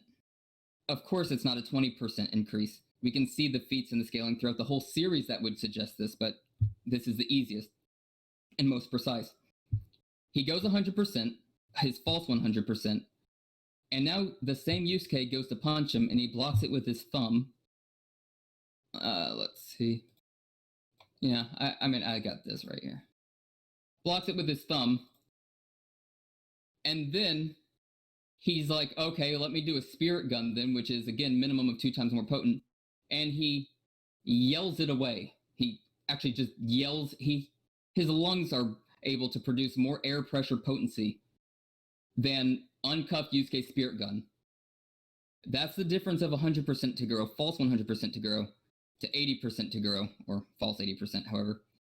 And this is also where he starts air pressure thumb flicking, and Yusuke can barely keep up with it. And is getting injured from it. And he, at false 100%, also vaped a quarter of the audience with just his aura, though they were weaker. But it was hurting, like it was affecting injured Hiei and Kurama in them. I think it was just Kurama and Kuwabara, actually. Then, of course, Okay, keep going. he ends up going 100% over 100%, doubling in power. And we have, see if I can find this last bit here. No, not AP versus Spirit Gun. This was the basic warning shot that Yusuke sent towards him before he was like, screw it, just give me everything you've got. This was before he even went 100% over 100%, and before Yusuke actually gave it everything. He did a warning shot, and you can see the size of the Spirit Gun compared to the size of the island. And you can see it traveling over the water with just the, like, again, air pressure of it, uprooting kilometers of trees, as well as shooting up the water, almost like the height of the island in some cases. I mean, that could just because it's closer to our perspective. Like next to those trees, it looks smaller than the trees, so that doesn't make much sense. I mean, then all right, we're gonna have to pick one. What do you mean? Is it? Well, I'm about to say the AP thing here, because generally I have to defend this and say, well, its size is kind of hurting the AP argument. But if we're saying that it's smaller, then it's still doing the feat that it is with the water and uprooting kilometers of trees, while even smaller. That's just more impressive. But I mean, like, is it uprooting kilometers of trees? I mean, I'm seeing trees getting bent back, and maybe some of them are getting uprooted, and then the water is definitely shooting up. But if it's closer to us, where the perspective it's actually smaller than what we think it is compared to the island, then the water that's getting shot up isn't as big either. I mean, the water's at like the same distance as the That's the island. energy I mean, blast. it's not in a straight path. It definitely looks like it's coming towards us to me. What? The spear gun coming towards us? In the bottom left scan, or not the very bottom one, but The bottom right? the bottom left. Well, I mean, obviously it's coming towards us in the bottom right, but I'm talking about in the bottom left up one. Not the one where it's going off into the distance. The one where it's going to the side. It looks like it's slightly coming towards us. You mean slightly closer and still going off towards like the Yes, right right, side? like diagonal to the right towards us a bit. Yeah, I would agree that it's that from our perspective, it's slightly closer, but we know that the spear gun fires in a straight line. It's either you're going to say it's like smaller than the trees and it's more impressive, or we're going to use that one and it's still like massive compared to the island. But Like, I'm saying the island's far off in the distance, so it's going to look smaller compared to the spirit gun. Like we could literally see the spirit gun compared to in the first scan. We could see it compared to that stadium, and that stadium is like a football stadium size.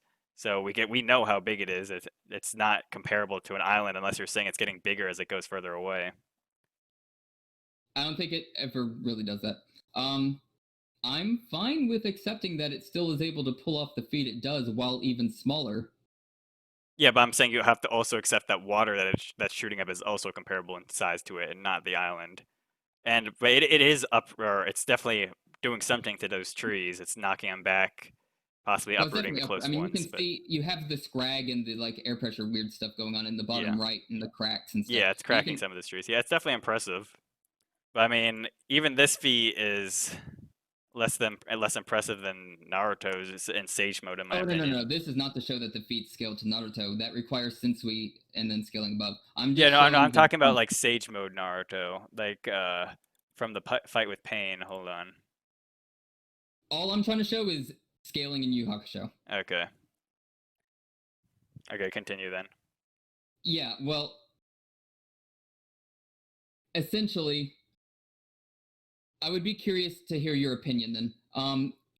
What do you think the difference is between 80% Taguro and uncuffed Yusuke who blitzes and like destroys him? And then I'd be curious what you think the difference is of that Yusuke to 100% Taguro. I mean, he was beating him up, but he wasn't one-shotting him, so I would definitely say he was a good amount stronger, but I wouldn't say like multiple times stronger. And then, well, it seems like 100% Taguro is possibly multiple times stronger than Yusuke, considering how he's finger flicking with air pressure. But I don't remember how the fight finishes it off, but I'm pretty sure Yusuke ends up winning. I don't know how that happens, but I forgot. Oh, so okay, so what I'm saying though is like what I compared was 80%. What I compared was 80% to uncuffed Yusuke to 100%. Because there's two big power gulfs that happen there. I would say the difference of 100% to uncuffed Yusuke is bigger than uncuffed to 80%. But it's just that much more different from 100% Toguro to 80%. Is my point. That it's what I would be using is at least is a 2 times increase. Do you think that that's fair? Sure. 100% to 80%. You don't have to agree. I But mean, I don't. I mean, I guess we could. I mean, I just don't see how this is relevant to current Yusuke or Sensui. I'm just getting like, Taguro doesn't seem very good at math. That's what I'm getting from this. he uses percentages at like all times. Yeah, but maybe his percentages are not accurate. I mean, because math is math. It can't be different in Yu Yu Hakusho. 80% is 80%. Like his 100% form could be 2 times stronger than his 80% form, but his 80% form is not 80% of his 100%. It's just impossible if it's 2 times. It's either a 2 times difference or it's a 20% difference. It can't be both in that universe. It's math is math. No. It would. Yeah, he's. Unless your argument is later on in the series, Yusuke's like stated to be like Sensui's like my 20% and I'm the 100%, like, and then you use a similar scaling method, but I just don't like see how this is relevant like to Yusuke or Sensui scaling. No, simply his total PL would have gone up by technically 10%, given that it was he had 100% over his 100%. Within a 10% increase to his total PL, that would constitute at minimum a 2 times increase in stats, which is shown time and time again outside of just Taguro even. But I'm trying to stick with just Taguro because he's the easiest. Like here, I mean, hell, case in point, Sensui. Here, I mean, Sensui does it as well. just grab all these. Upload. Okay, so they're A class. And Sensui is the lowest S class, but still S class. And he even went into defensive armor. He is beating them with full contact punches, as well as his special moves, no less, which should also scale to being the absolute lowest bare minimum of 2 times more potent than his full contact, not his air pressure, full contact punches, which they were taking for minutes and minutes and minutes on end. He then goes purely from defensive armor to offensive armor. And let's see. Sensui or Aura. There we go. Yusuke shows up. Sensui's ready to, they start going to their power, and Sensui goes from the weakest S class in the series, defensive armor, which is already his first thing, to still the weakest S class in the series. He ups his offense at the cost of his defense to go his full power. And now the main cast, if they were to approach the vicinity of what's being created there, they would be destroyed. They would be killed by their passive aura. They would accidentally kill them. And yet, they could take on not just full contact punches, see if I have to find it here, but they could take on his actual special moves on top of it. Taguro's just the easiest to use. Going from finger flicking to catching him with his thumb to yelling away his spirit gun, all the way. Oh, and the fight ends when, after what I showed you was Yusuke's island, little thing you're talking about. Mm-hmm. That was his warning shot. Then Yusuke goes 100% over 100%, and Yusuke puts all of it into one super blast. That's of course much more impressive than anything else we've seen. Yada yada yada. But I mean, hell, even as early as, let's see, Sensui,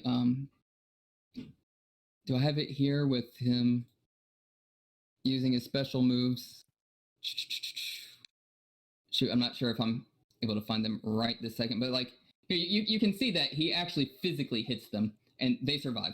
And then just passively powering up with his aura, again, which is vastly weaker than even the air pressure, let alone full contact, let alone special moves, would accidentally kill them. 10% increase to total PL to a 2 times increase in stats would be lowballed. It's shown through multiple feats. There's Sensui, Taguro, even scaling back if I have to go to them with Saint Beast and I'm a D class. Me too, get one shot. Me too, you get one shot.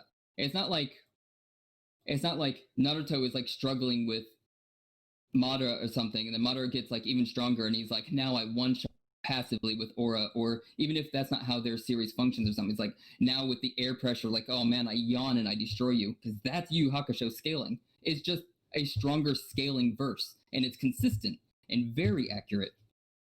Okay, well, I mean, in this one scene, I don't see it saying they would be killed by the air pressure or their aura. It just says they would get killed instantly if they go in, so that could mean a multitude of things. But regardless, and well, there's also how Yusuke goes into his demon form, which is one of the biggest power-ups he ever got, and then he didn't kill Sensui by just flaring up his aura. But I mean, it doesn't really matter regardless. What I need you to prove is how much stronger is Yusuke currently compared to Sensui. You have to show me the facts. Yeah. Just. All right, let's go for numbers. I didn't know that you were. All right, well. Yeah, because this is going on kind of long. I just want to quickly get this power potency so we could get onto speed. Okay. Shin. Shoot, maybe I don't have it for Hokushin. Kurama. So here's Kurama in his human form. After they had already gone past Sensui.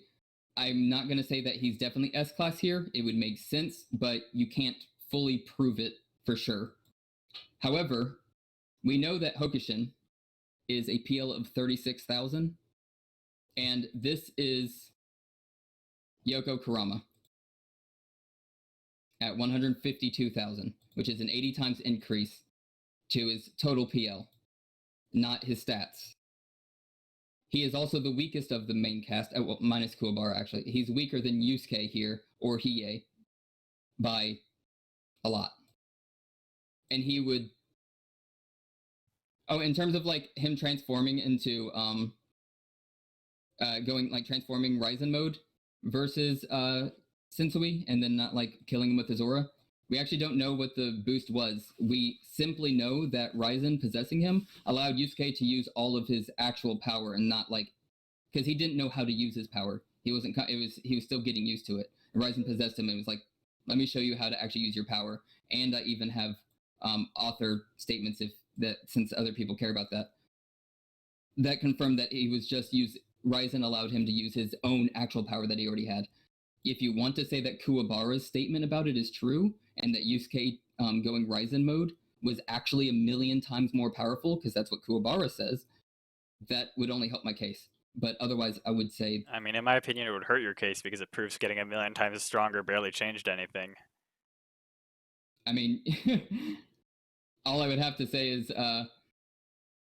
that would be a feat scaling for durability of the S-class. It would be kind of weird since, yeah, that doesn't seem to make as much sense.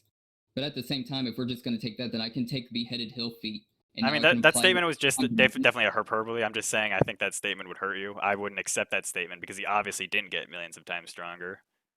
Well, I'm saying it would hurt and help because, okay, then they can't vape them by being that much stronger, but now I can apply that to Beheaded Hill feat and just say he's millions of times that. That already, okay, now they're like beyond just planetary level at that point. So regardless, that's a moot point. We both disagree. The 1,000,000 times doesn't need to be addressed. In which case, we don't need to consider why he didn't vape him with his aura. But he did basically one-shot him with his demon gun. But anyways, Yoko Kurama, 152,000. Hokushin, who is the bald monk guy who follows Yusuke around, was 36,000 and was the next weakest that we see for S-class. For Sensui, we have no idea what he technically was. A lot of things like versus Battle Wiki take him at like 20,000. Really, there's no way to tell. But he really could even be less than Kurama's human mode there at 1,902. But he's definitely below 36,000. Yoko's at 152,000. Do we have a confirmed fact that he's weaker than that guy? Like a confirmed statement? We have several statements that would more so like make it almost undeniable, but not technically truly undeniable. Hokushin was the second-hand man of Ryzen, and all the second-hand people are the second strongest of their respective countries. Mm-hmm. So Ryzen's country had Ryzen in the millions of PL, and his second strongest was Hokushin at 36,000. He was an S-class. He wouldn't have really even have been the only one necessarily, but maybe. But there's almost no reason to take him as weaker than Sensui. He also was shown... Oh yeah, never mind. He straight up fights... He fights the same Yusuke who, was at least Sensui's level and bodies him as he trains with him for months on end. So yeah, he's verbatim stronger. Just with actual fighting feats. Yeah, I forgot about that. But didn't he say that Yusuke was actually stronger than him, but he was just way better at fighting or something? No, maybe you're mixing up when he like had the limiter on him. Oh yeah, I think that was winning the human world, I guess. And he was actually like, I'm better than you, but then Yusuke's like, you remember anyways. No, when they actually went to Demon World and he could fight at full power, he was better than Yusuke. Yeah, but I mean, he was beating him in the human world as well, so do we know for a fact he actually surpassed Yusuke in power, or he just evened the playing field and he was so much more skilled that he basically treated him like a baby? Well, no, so when he beat... I'm doing air quotes, by the way. Yeah. When he beat Yusuke in Human World, where his power was lowered all the way to D class, mind you, Yusuke clearly showed that he wasn't actually trying. And if I need to bring up the feats, sure. But if memory serves, he basically just takes him up on his challenge. He's like, sure, and he gets outdone, outplayed, or outfought, so to speak. However, when he's like, there, okay, you've learned your lesson, he says something that pisses off Yusuke, in which case he blitzes Hokushin while lower powered, of course. Blitzes Hokushin and completely like knocks him away. And Hokushin's like, yeah, he could have like easily killed me. In Yusuke's like, I could have turned you to butter like at any time. You would also, if it helps, he also did the same thing against Sensui. If you remember, Sensui went into Kazuya like personality where he had the gun, and he's like beating Yusuke like senseless and shooting him up and everything. He's getting all injured, and it's like, dang, he's stronger than Yusuke. And then Yusuke gets back up, and actually they're fighting over the pacifier. Yusuke gets back up, and he's like, no, actually, I'm gonna body you. And he's like, boy, get out of here, I'm way stronger than you. And he's like, no, I'm actually gonna. And he's like, oh, I see you healed from, you have Genkai's talents and all that stuff, because he has regen, of course. In which case, Yusuke proceeds to absolutely massacre that same person he was getting beaten by, just because he was actually trying harder. He kind of does this quite a few times through the series. Pretty much everything would point that he's stronger than Yusuke. Again, they also trained together like for months on end. Yeah, so we it have required Yusuke months. could easily beat a guy who should easily be able to beat Sensui. Do we have anything beyond that? Like any like confirmed power level for Yusuke or anything like that, or someone along his tier? What, at the time of Sensui, or No, at his at the end? prime. At his prime. No, simply so not fully confirmed, but he here we go. So Yomi is talking about raising his son to 500,000 before the deadline for the tournament, which was a whole year's worth of prep for the Demon World tournament. And Yusuke says, I'm about at the level of Yomi's son Shura. Okay, so we could assume he's around 500,000. Yeah. Okay, and we know Sensui's less than 36,000 or whatever, so Yes. he's slightly over 10 times stronger, basically, then. Probably. Around that. 10 times would be just in the 300,000s. Well, yeah, more than that, but in the tens of times range. Like, However, I would say it's his PL is that, not stats. okay, well, I mean, I understand where you're coming from with Toguro's bad math, but it's really hard to say for sure. Did Sensui have bad math too? Huh? Did Sensui have bad math too? Wait, well, he didn't say his percentage, did he? Did he bring up any numbers? He literally just shifted his offense and his defense, and he goes. He's still the weakest S class to the weakest S class, and goes from I can hit you full contact with my special moves to I'll accidentally kill you with my aura. Well, it never said his aura though. They just said if they entered the fight, they would instantly die. What that was their aura. Well, yeah, you see their aura, but maybe they would go in and accidentally get hit Their by one of battle them, auras or are one of their causing clashes, or one typhoon. of their attacks. Unless it's directly stated to be their aura that would kill them, you can't just assume that. I mean, do I need to bring up like Toguro vaping audience people and slicing up Yusuke with just his aura, and then they're creating the giant cyclones out of nothing but their aura, and that's what they're talking about, like getting close to would kill them? I always bring up again, like, what's the most accurate and consistent? It feels like you'd have to really reach to say that he's not going to be killing them with their aura.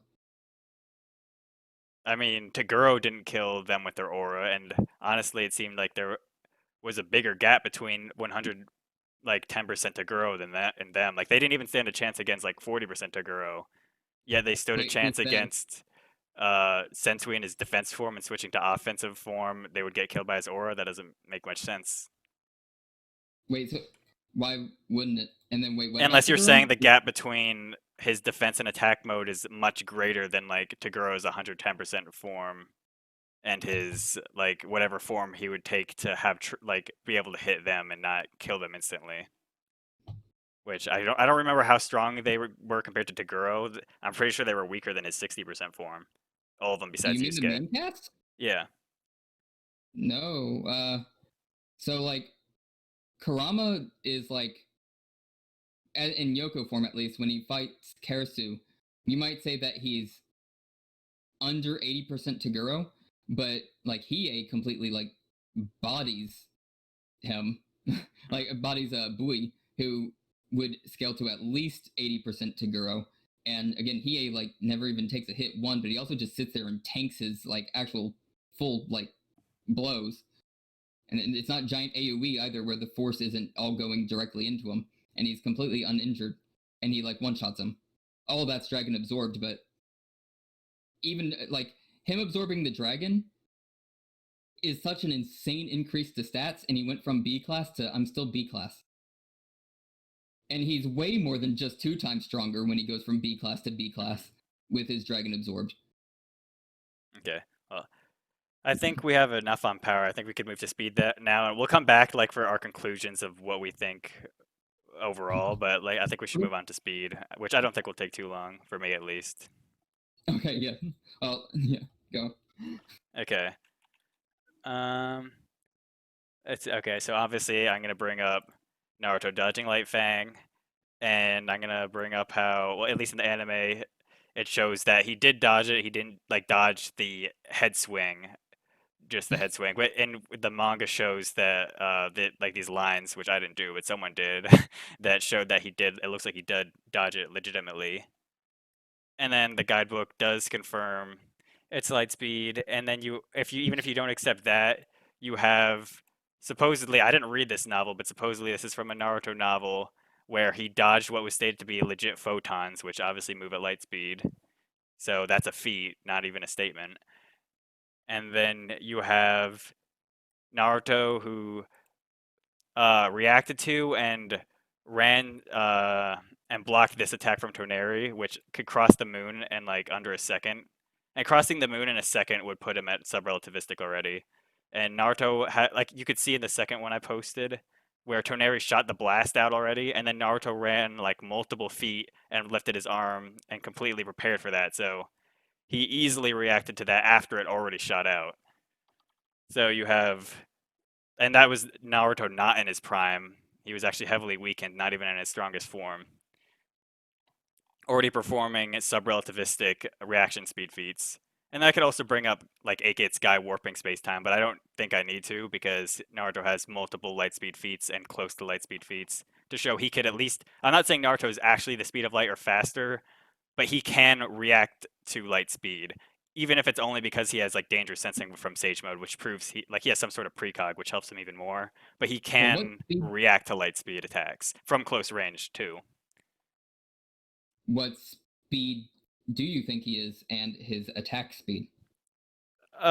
He should be relative to Toneri, so speed and attack speed wise, like movement speed wise, moving from one place to another, probably sub-relativistic at close range, possibly relativistic, like in really quick movements, like head dodging and weaving, like how he could dodge a light speed attack at close range. I mean, it's honestly really hard to say for sure. All we know is he has the ability to dodge light speed attacks at close range. He has the ability to easily react to sub-relativistic attacks. And I mean, that's as much as we could say for sure. So I would say for you to say Yusuke outspeeds him, you would have to prove to like blitz him, he would have to be faster than light.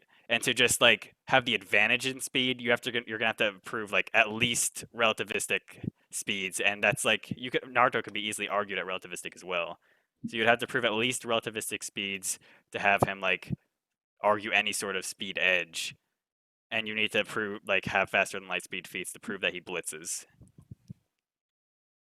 All right, and then I think I throw out my contentions, and I throw out what I think for Yusuke, and then you throw out your contentions and probably conclusion. Yeah. Cool. Okay, so with my contentions, like it's mostly I just think that all of your feats you just pulled up aren't really that impressive, actually. So it's light speed because it says it's light speed. Let me ask, like Light Fang here. Let me ask you: did Naruto dodge it? Did he evade it? Yeah. It cuts all things with the speed of light, making it impossible for the enemy to evade. Is the statement true or false? I mean, clearly that part of it is a hyperbole, but I mean, how do you say it's just part of it? you Then? could argue that means just like nothing is faster than it, which I would accept that part of it.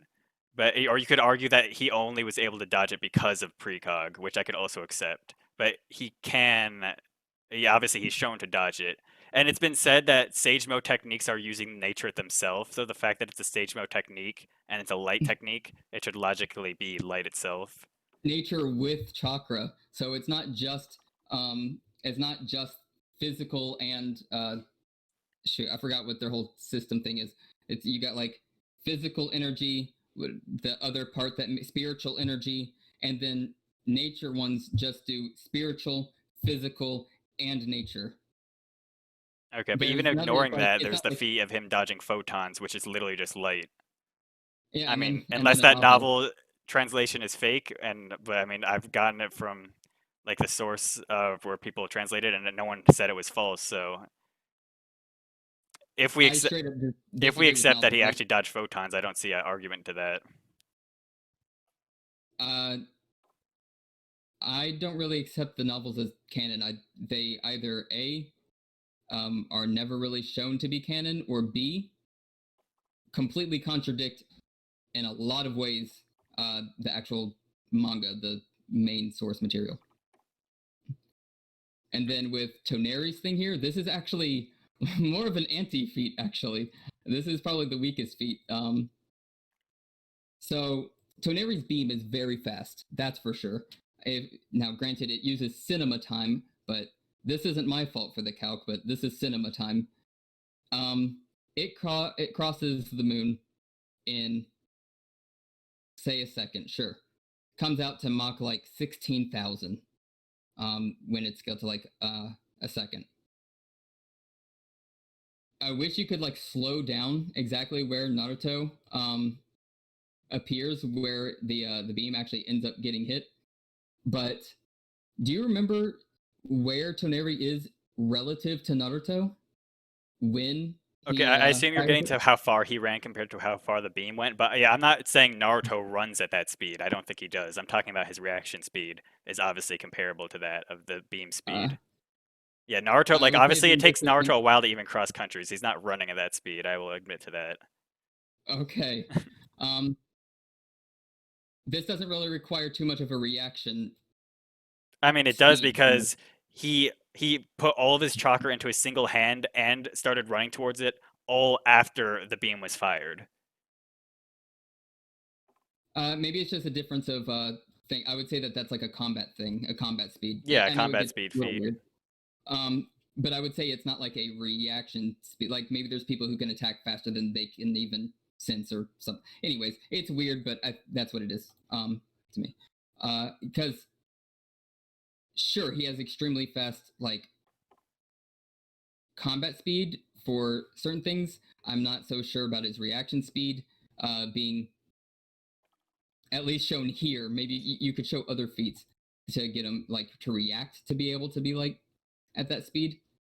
But even then, it's not like him putting up all of his chakra and his hand is like even full fighting. So like what I'd be expecting is like in a fight where the beam was actually at the speed that the beam is going, instead was actually a person who at every angle and every swing is constantly at that speed. I think would blitz Naruto. Like if it was like alive, right? If that beam was actually like a character in that speed, and he like punches through it once, but then like it just keeps fighting, like it's not stopping, it's not stopping, it's not stopping. I don't think Naruto handles that speed. Based on this feat, you might need other feats. I mean, like I I think said, this is not. I mean, visually, this is him not even in his sixth path sage mode, and part of Kurama's not even in him at this moment. So he's like far from full power, and also he's not even an adult yet at this point. So like we could assume that with Kurama and his six paths mode on top of this, which would put him like a great deal stronger. And in his six paths mode, like I showed, he dodged Light Fang. If you don't want to accept that, whatever. But I I think mean, I would say if we accept Light Fang at light speed, because statement, even though the data book literally contradicts itself with impossible to evade, but it's evaded. Again, I would pull up like the SDF saying, but Urameshi's Yusuke demonic power was infinitely stronger than anything they ever felt. The same SDF people who, mind you, know exactly what they're talking about. If we're talking about like we don't. We have no reason to. Is like statements are fine as long as they're not contradicted or any of the other various reasons. I mean, I can pull out infinite, universal use Yeah, but case. that's like one of those obvious like just like them saying, "Oh, this infinitely stronger" or whatever. It's just an exaggeration. It's like just like the I mean, I like feel saying I it's can say the impossible to same about dodge is speed an of light. exaggeration. It says impossible for the enemy to dodge. So does that mean a character who's faster than light can't dodge it? That doesn't make sense. Yeah, the It's whole just statement it reads says the it cuts all hyperbole. things at the speed of light. I I don't think we like there's just nothing to, and it's called Light Fang, and all the scaling up to that point makes sense why Naruto could at least react to light speed at that point. Like we have 8-Gate's guy who's slower than him reaction speed wise, already bending space time with his movement. And when you get to close to light speed, your mass increases, and mass creates gravity, and gravity warps space time, so that kind of makes sense. And then you have like then Naruto blitzes the version of Madara in base six paths mode, like and Naruto or Madara could barely react to it after he was already reacting to Guy. So it just This is the same. This is the same guy who also had like what is it? Lee throwing like Lee catching up, throwing a kunai in between them. well, I think that was It, that was during his 8 Gates time or whatever, but he wasn't using Night Guy at that moment. what I'm saying is, And also, you could just consider that an outlier because obviously Lee is not comparable in speed to 8 Gates Guy at all. yeah, outliers definitely seem to exist. I would say that out of every, if there, if there was ever an outlier, if we were to say that him warping space was definitely due just purely to speed, it definitely seemed most likely to be from speed, mind you. But we don't know what the technique entails. It's never really explained that much. True, but I But mean, I would also argue there's Guy has the fastest raw speed while using that move than anybody. But so I don't think you could scale Naruto to being like running or moving that fast, but his reaction speed is on par with that speed. yeah, as I wouldn't really push so hard against certain as long as we're not pushing too hard on like movement speed. Mhm. Movement speed is the one where I think Yu Hakusho is vastly above Naruto in, Okay, not necessarily the others. well, let's get into that then. You could show me how fast you think Yusuke is and why. All right. Let's see. Okay. And here's part 2 of it. We have, since we're noticing the energy coming through hyperspace, I don't feel like I need to actually hopefully show him going through hyperspace, but we see him verbatim traveling through hyperspace. Since we notices his energy before he gets into Demon World, as shown at the very last panel, so as he's going to be getting into Demon World, he's immediately traversed the distance before, since we could kill the 3, immediately traveled the distance of how many Okuman trees? That's essentially the speed feat. Again, also while at sub 36,000 PL. Okay, well, obviously I brought up the actual size of those Okumen trees before. I'm not going to get into that again. And then we could definitely see the height of the other trees, which I got into before, but we won't get into that again. But even so, you can't like just say like instantly is literally like it means he basically teleported. You have to give a time frame and you have to give a distance. And in that scan, we like there's literally like multiple speech bubbles saying, "Huh, I sense an incredible Yuki. It's coming Yeah, from the hole before it he couldn't gets there. be." So like scans could have multiple sentences in them, so like multiple seconds could pass through a scan. So Yeah, he says that before he actually gets there. So you see he's actually, you'll see that those are actually thought bubbles if you look a little closer. okay. And he thinks that before Yusuke actually gets into Demon World is all. Secondly, in terms of if we're talking about passage of time, as I talked about before, like unless shown otherwise, we can only go off of what we understand of real world. So like I'm not going to say like gravity exists in this new manga or something if it's shown otherwise. But if it's just left alone, we have no idea. I will have the assumption that gravity exists. If I see a mountain, I will be under the assumption that unless shown otherwise, scales in similarity to human like mountains. Throughout all the scans of Yu Yu Hakusho and pretty much every manga ever, more than 1 second doesn't pass from panel to the next panel. I highly disagree with that, considering like there's plenty of large conversations in many panels, and conversations span multiple seconds. I'm not going to say, oh, a panel's going minutes on end. Obviously, that's not the case. But any panel could go from like a millisecond or multiple seconds, like somewhere in the seconds range. Like I should have said during like a speed feat, like when we're in the middle of traversing X distance, panels, especially during like mid battles and such, battles aren't taking place like one panel to the next being more than a second. Like that's very standard across all manga, Naruto included. When a person slaps a girl's butt, Yusuke slaps Keiko's butt and she's like, Yusuke, you jerk, and she turns around next panel and slaps him. That's 1 second. When Hiei like blitzes Seiryu, who can throw like hundreds of punches in a second or a split second, that's statement wise. And Hiei as a D class cuts him up 16 times before he can throw a single punch. That's also within like a single panel. That obviously should be less than a second. Whenever you see these speed feats, and especially again if we talk about like consistency, whenever we see a speed feat in Yu Yu Hakusho, it's very obviously within less than a second. It makes just the consistency argument that this would be less than a second, but 1 second. I mean, I would agree in close range combat, obviously, like because these characters are so fast, every move they do should be in under a second. But when you're talking about like a far, like he's off in the distance, traveling like a long range, it's like maybe he did it in a second, or maybe he's watching like him stream down, like or like I don't know. It's just hard to tell the exact like speed time frame. I wouldn't oppose it being around a second, but like it's hard to claim it as a fact, if you know what I'm saying. But No, let me make this very clear if you don't mind. I don't almost all of this I wouldn't claim as pure fact. I argue from a sense of, and hopefully I would say you wouldn't like claim like Naruto is in fact like at a certain AP level. You're using logic, we're using logic.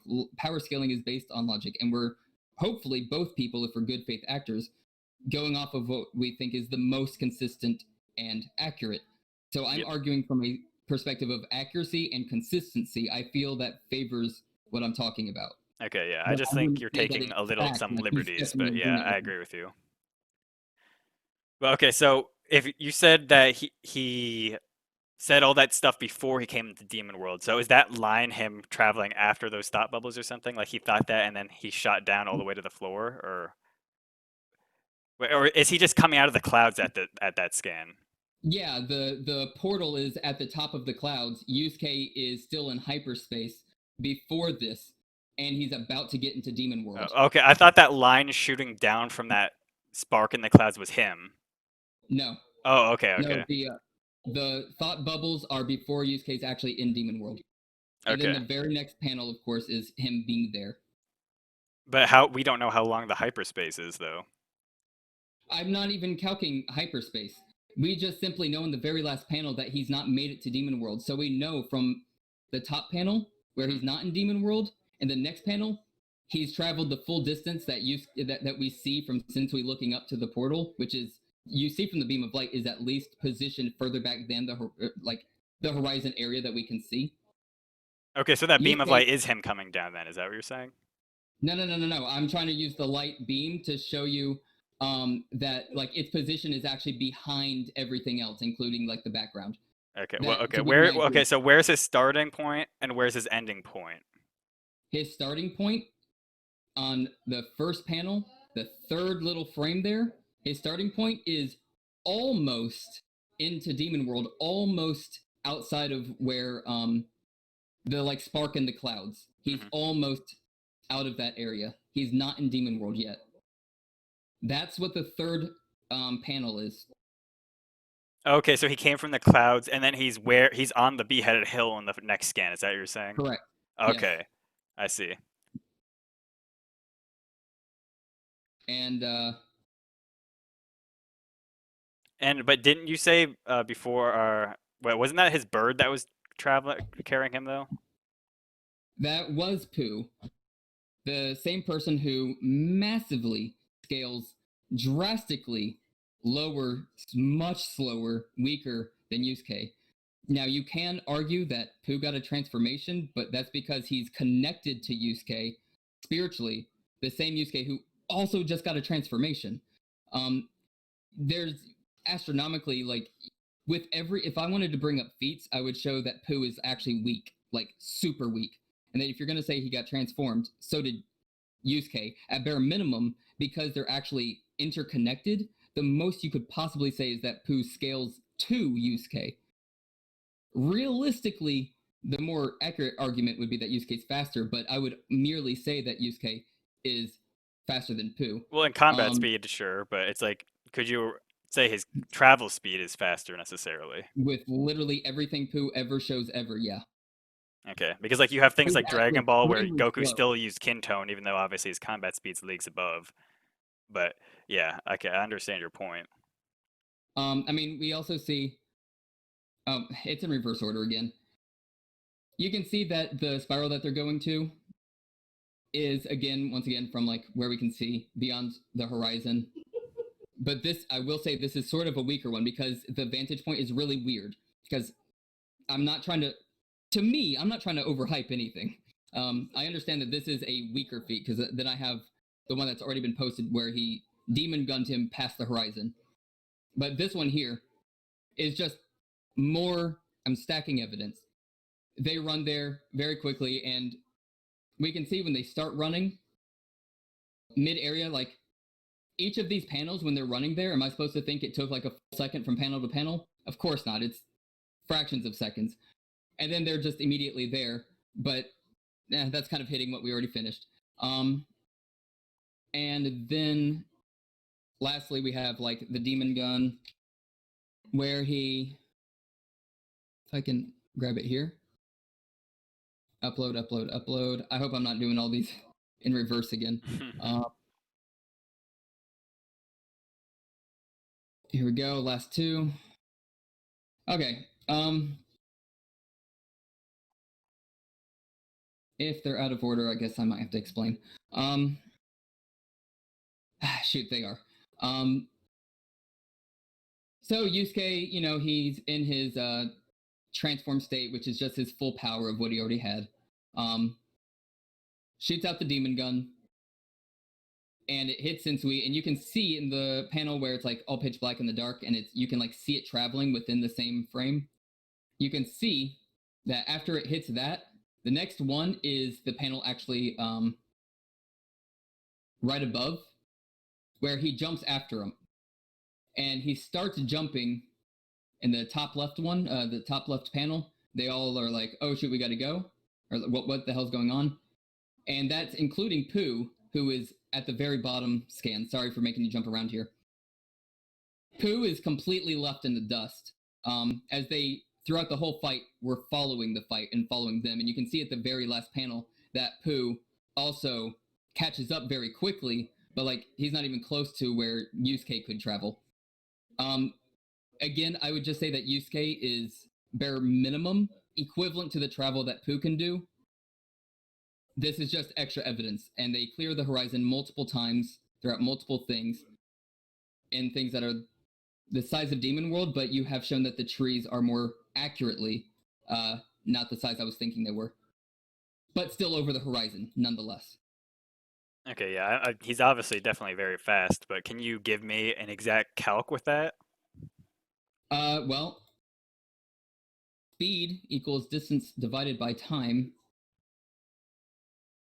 If we wanted to take the very first feat, it comes out to a Mach 2,600 and about 24 for Yusuke. Hmm. With his very first feat that we see. That is about where he ends up at maximum as the lowest S class in the whole series. Yeah, and I assume you're using your beheaded hill calcs for that though. Oh, that is true. Okay, but okay, let's just say if we go with that, it like most KCM Naruto calcs that Yeah. I've seen when he blitzes the Raikage, if we accept the Raikage's like around lightning speed due to the fact he blitzed Sasuke, EMS or MS Sasuke, who should be comparable to MS Itachi, who was sick, who reacted to lightning. He was getting blitzed by the Raikage, so most people accept the Raikage is lightning speed. Also, he has the statements saying that his neurons actually move at light speed or whatever. So you could argue as light speed, reaction speed based off that, but I wouldn't say that because a human neuron also goes way faster than we could react to. But he has light speed neuron firing, and he in the guidebook, which I wouldn't go with this statement. It says his lariat's almost the speed of light, but he has survived the speed of light before as a feat on screen. When they used the light speed teleporting technique on him, he was like the only person who could survive it. Well, Sonata could too because of her healing, but he was like the only one durable enough to because of how like fast he goes. And KCM Naruto, who's weaker than Biju mode Naruto, who's weaker than Six Paths Naruto, was able to completely blitz him. And I've seen Calix putting that like Naruto in quad mock because of that at KCM. And then so that would already put KCM Naruto like around Sensui fight Yusuke in terms of speed. And then you have BM Naruto on top of that, and then Biju Sage mode on top of that, and then Six Paths mode on top of that, and then adult mode Naruto on top of that. So, shoot, I think I did my math potentially wrong. Regardless, real quick is speed of lightning. People always like to use the third the speed the light thing. That is the return stroke. Oh yeah, A no, stroke of lightning I is think it's Mach 300's the leading stroke, or Mach 290 yes, something. Yeah, that's what I'm yes. going off of. And No, then the return stroke could have been where like the confusion with the Raikage strike it like Lariat almost being the speed of light came from. I could see where that happened, but yeah, I don't think he should be that fast. And when characters dodge lightning, it's definitely the lead stroke they're dodging. here we go. Let's see. Um, okay, yeah, I had the right Mach speed. 2,624. Um, sorry, I'll be honest. I was pseudo trying to make sure my math was right because I didn't want to mislead you on how fast he was. But yeah, you said so. You're saying that he's about the speed of lightning because he was able to blitz someone who could match another Itachi who could react to the speed of lightning. Yeah, The only big problem with the react thing is that he had plenty of prep time to react to. that's true, but he didn't bring out his Susanoo until after the shot was fired. Yeah, so I mean, I would say Susanoo like forming and like coming out would definitely be faster than like Mach 300, but it's not like he wasn't ready for it. I wouldn't say that he's Well, yeah, like I I agree, can but we react. also have to keep in mind Itachi was sick, so like a prime Itachi should. And there's also multiple statements like Itachi cut lightning when he was a teenager, like and he's done it. I think he did it in one of the filler episodes that was based on the novel where he actually did it in the novel, and I believe a couple other characters did it in the novel. But regardless, Itachi or not Itachi, did I say I meant Kakashi? Lightning times before with his lightning blade. So like we know for a fact he did it. Like it was stated, and then it was also shown in the anime, and that's why it's called the lightning blade. So I just don't see why we wouldn't accept Naruto High Jonin or Kage tier characters being lightning timers when we have the lightning blade, Itachi literally doing it on screen, and then like the Raikage like having his light speed neurons and moving his body fast enough to blitz said characters. Like you would have to like just argue around it, but it just seems like the obvious choice that is they're supposed to be lightning timers with the Raikage being around lightning speed. and then KCM Naruto being faster.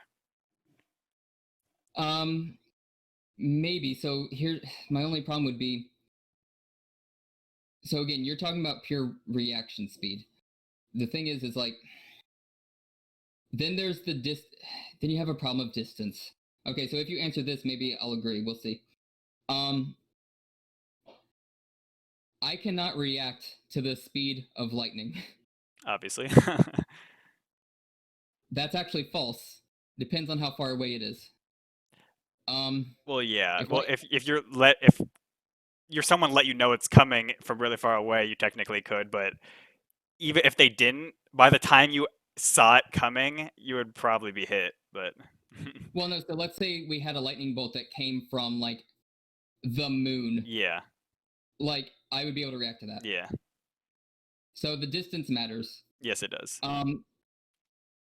I think when we're talking about like Itachi reacting to lightning, we already have the fact that again he had prep time, and then if you're talking about scaling to like Raikage, he's also, or shoot, was it Raikage? No, when we're talking about like Kakashi cutting through the lightning. Again, where in the manga is that? Because if you're talking about novel. Guy said like when they talked about the lightning blade in part 1 Naruto, guy was like it's called the lightning blade because he cut through a bolt of lightning. And okay, wait. So is his and then in the statement, novel it does happen as well.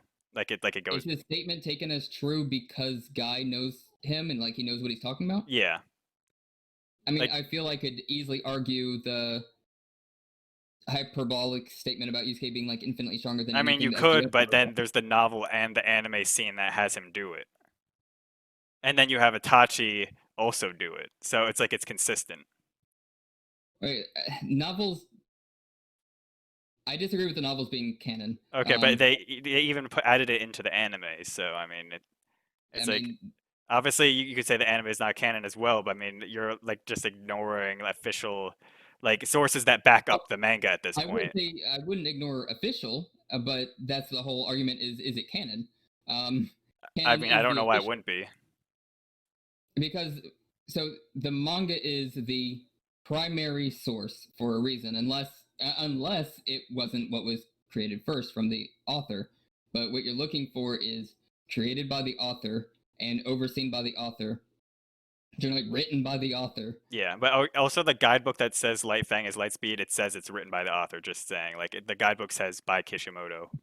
Well, yeah, we're talking about canon, not if Yeah. statements Okay. therefore true. Yes, I because understand what you're saying, but you would have to prove like Guy. I think has gone like he's consistently told the truth, so you'd have to like show that he's like a liar, basically, to say like why would he lie about why it's called the Lightning Fang? Okay, Like fair. because But then it's can we not like figure out why it's not the like a SDF hyperbole would statement. It's lie? like oh the lightning blades as fast as lightning. He literally said it's like it's called the lightning blade because he has cut a blade of lightning in the past with it. So I mean, unless to me, Guy had a reason to lie or he's like a guy who lies, like I don't know why we wouldn't accept it. Because like I agree, certain statements it depends how it's stated. Like when characters say he's as fast as lightning, yeah, that's like a hyperbole. It's a common hyperbole statement. But saying the attack is called the lightning blade because in the past he cut a blade of lightning, that is not a hyperbole statement.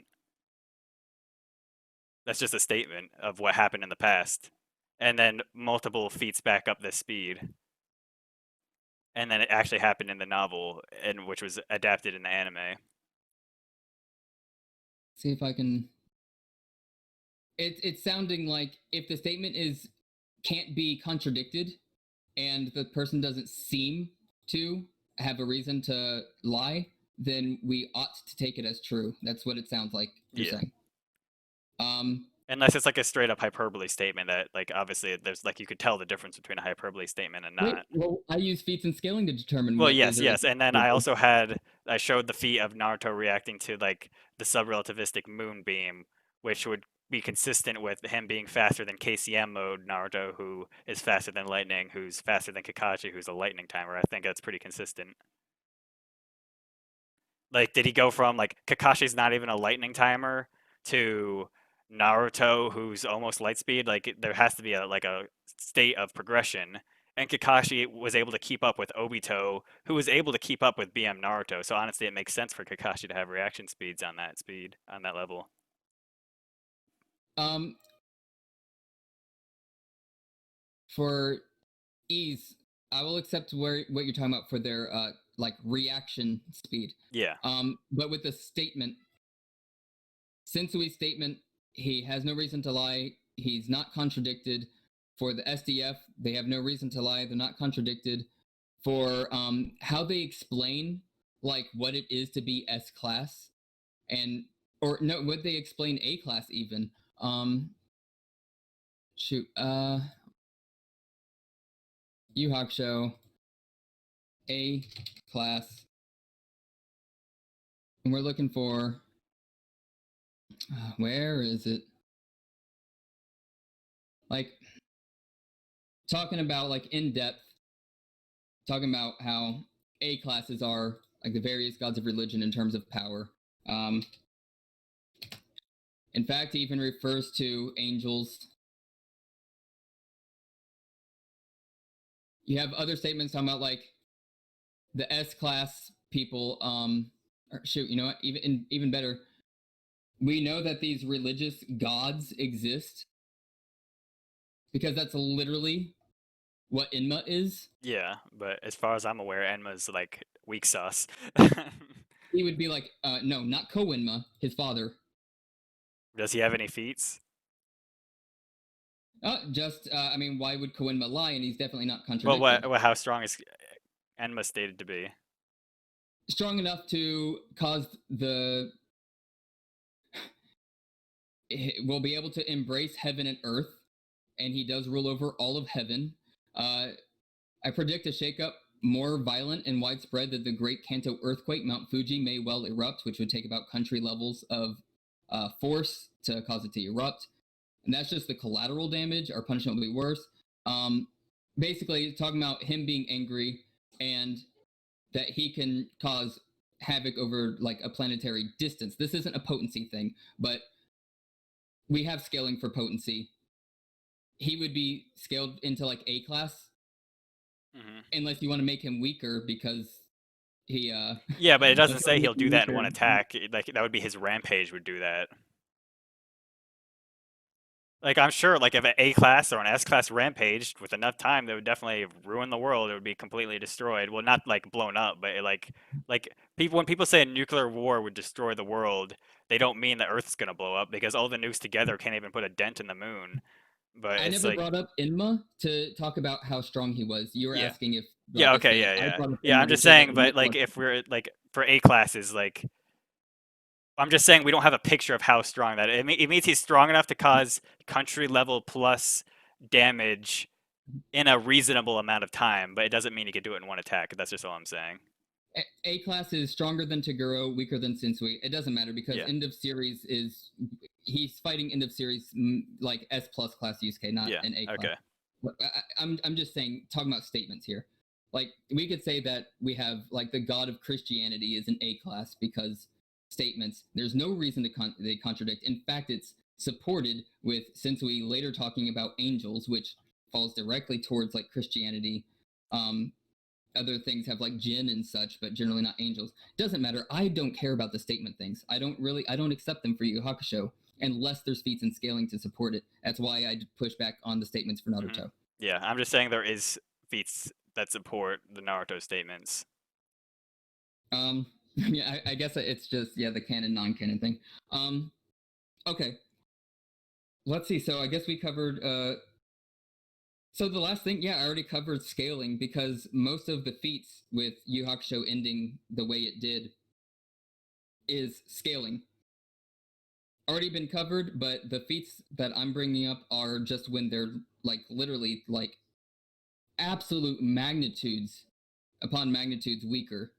You're basically going against Sensui here in terms of feats, and then I get to still scale to what Yusuke actually is.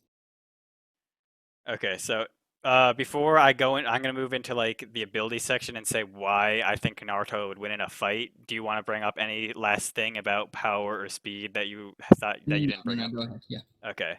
So obviously Naruto's staple is his clone ability, and he could create like up to like 1,000 or plus clones, and each clone has been shown to have the attack power on par with his original body. Mhm. So the what I've shown for Naruto and those potency of hits that could hurt like Momoshiki that couldn't be hurt by Sasuke's blades and whatnot, and all that could cut through Madara, blah blah blah. Each of Naruto's clones could hit with that power, and like Yusuke, I remember Yusuke. At least at the beginning, he had a very limited amount of spirit guns he could use. I don't remember. I know he got more and more as the series went on. What was the final Mhm. number he was able to do by the end of it? Um, shoot, I'll be honest. I'm going off of memory here, but he could fire because they shoot. I'm trying not to remember the anime. Gosh dang it. For easy argument's sake, because I don't think it actually matters. Say he can only shoot about 6 because I know he's fired at least that. Okay, so I think you know where I'm going with this. Obviously, Naruto has way more than 6 clones, and I think by the scaling you presented, Yusuke is gonna at least need his spirit gun to outright kill Naruto, and that's if I accept your scaling, which I personally don't, but I think he would need his spirit gun. And unless he hits the actual Naruto, he's going to end up running out of spirit guns. And not only does Naruto have cloning abilities, he could transform, including his sexy jutsu, which he likes to use, and he has used in combat. I don't know how often. I don't remember how like Yusuke was like distracted by girls or not too much in the show, but if he is, this could definitely distract Yusuke, and Naruto could slip in a bunch of tailed beast shurikens or all those clones. He could actually transform shurikens into people, or like vice versa. So he could like those could all be tailed beast shurikens ready to explode in Yusuke's face that he's not ready for. And I think Naruto, the reverse harem would be more effective, to be honest. yeah, yeah, I that don't might think freak him you'd be out. ready for that. Yeah, that's true. And then also like yeah, here's a gif of Naruto who is pretending to be a shuriken, and he used that to trick his opponent. So he could have 1,000 plus clones, each with their own mind, just as smart as the original Naruto, just as strong. Who get their only deficit is that they basically get one shot if they're hit.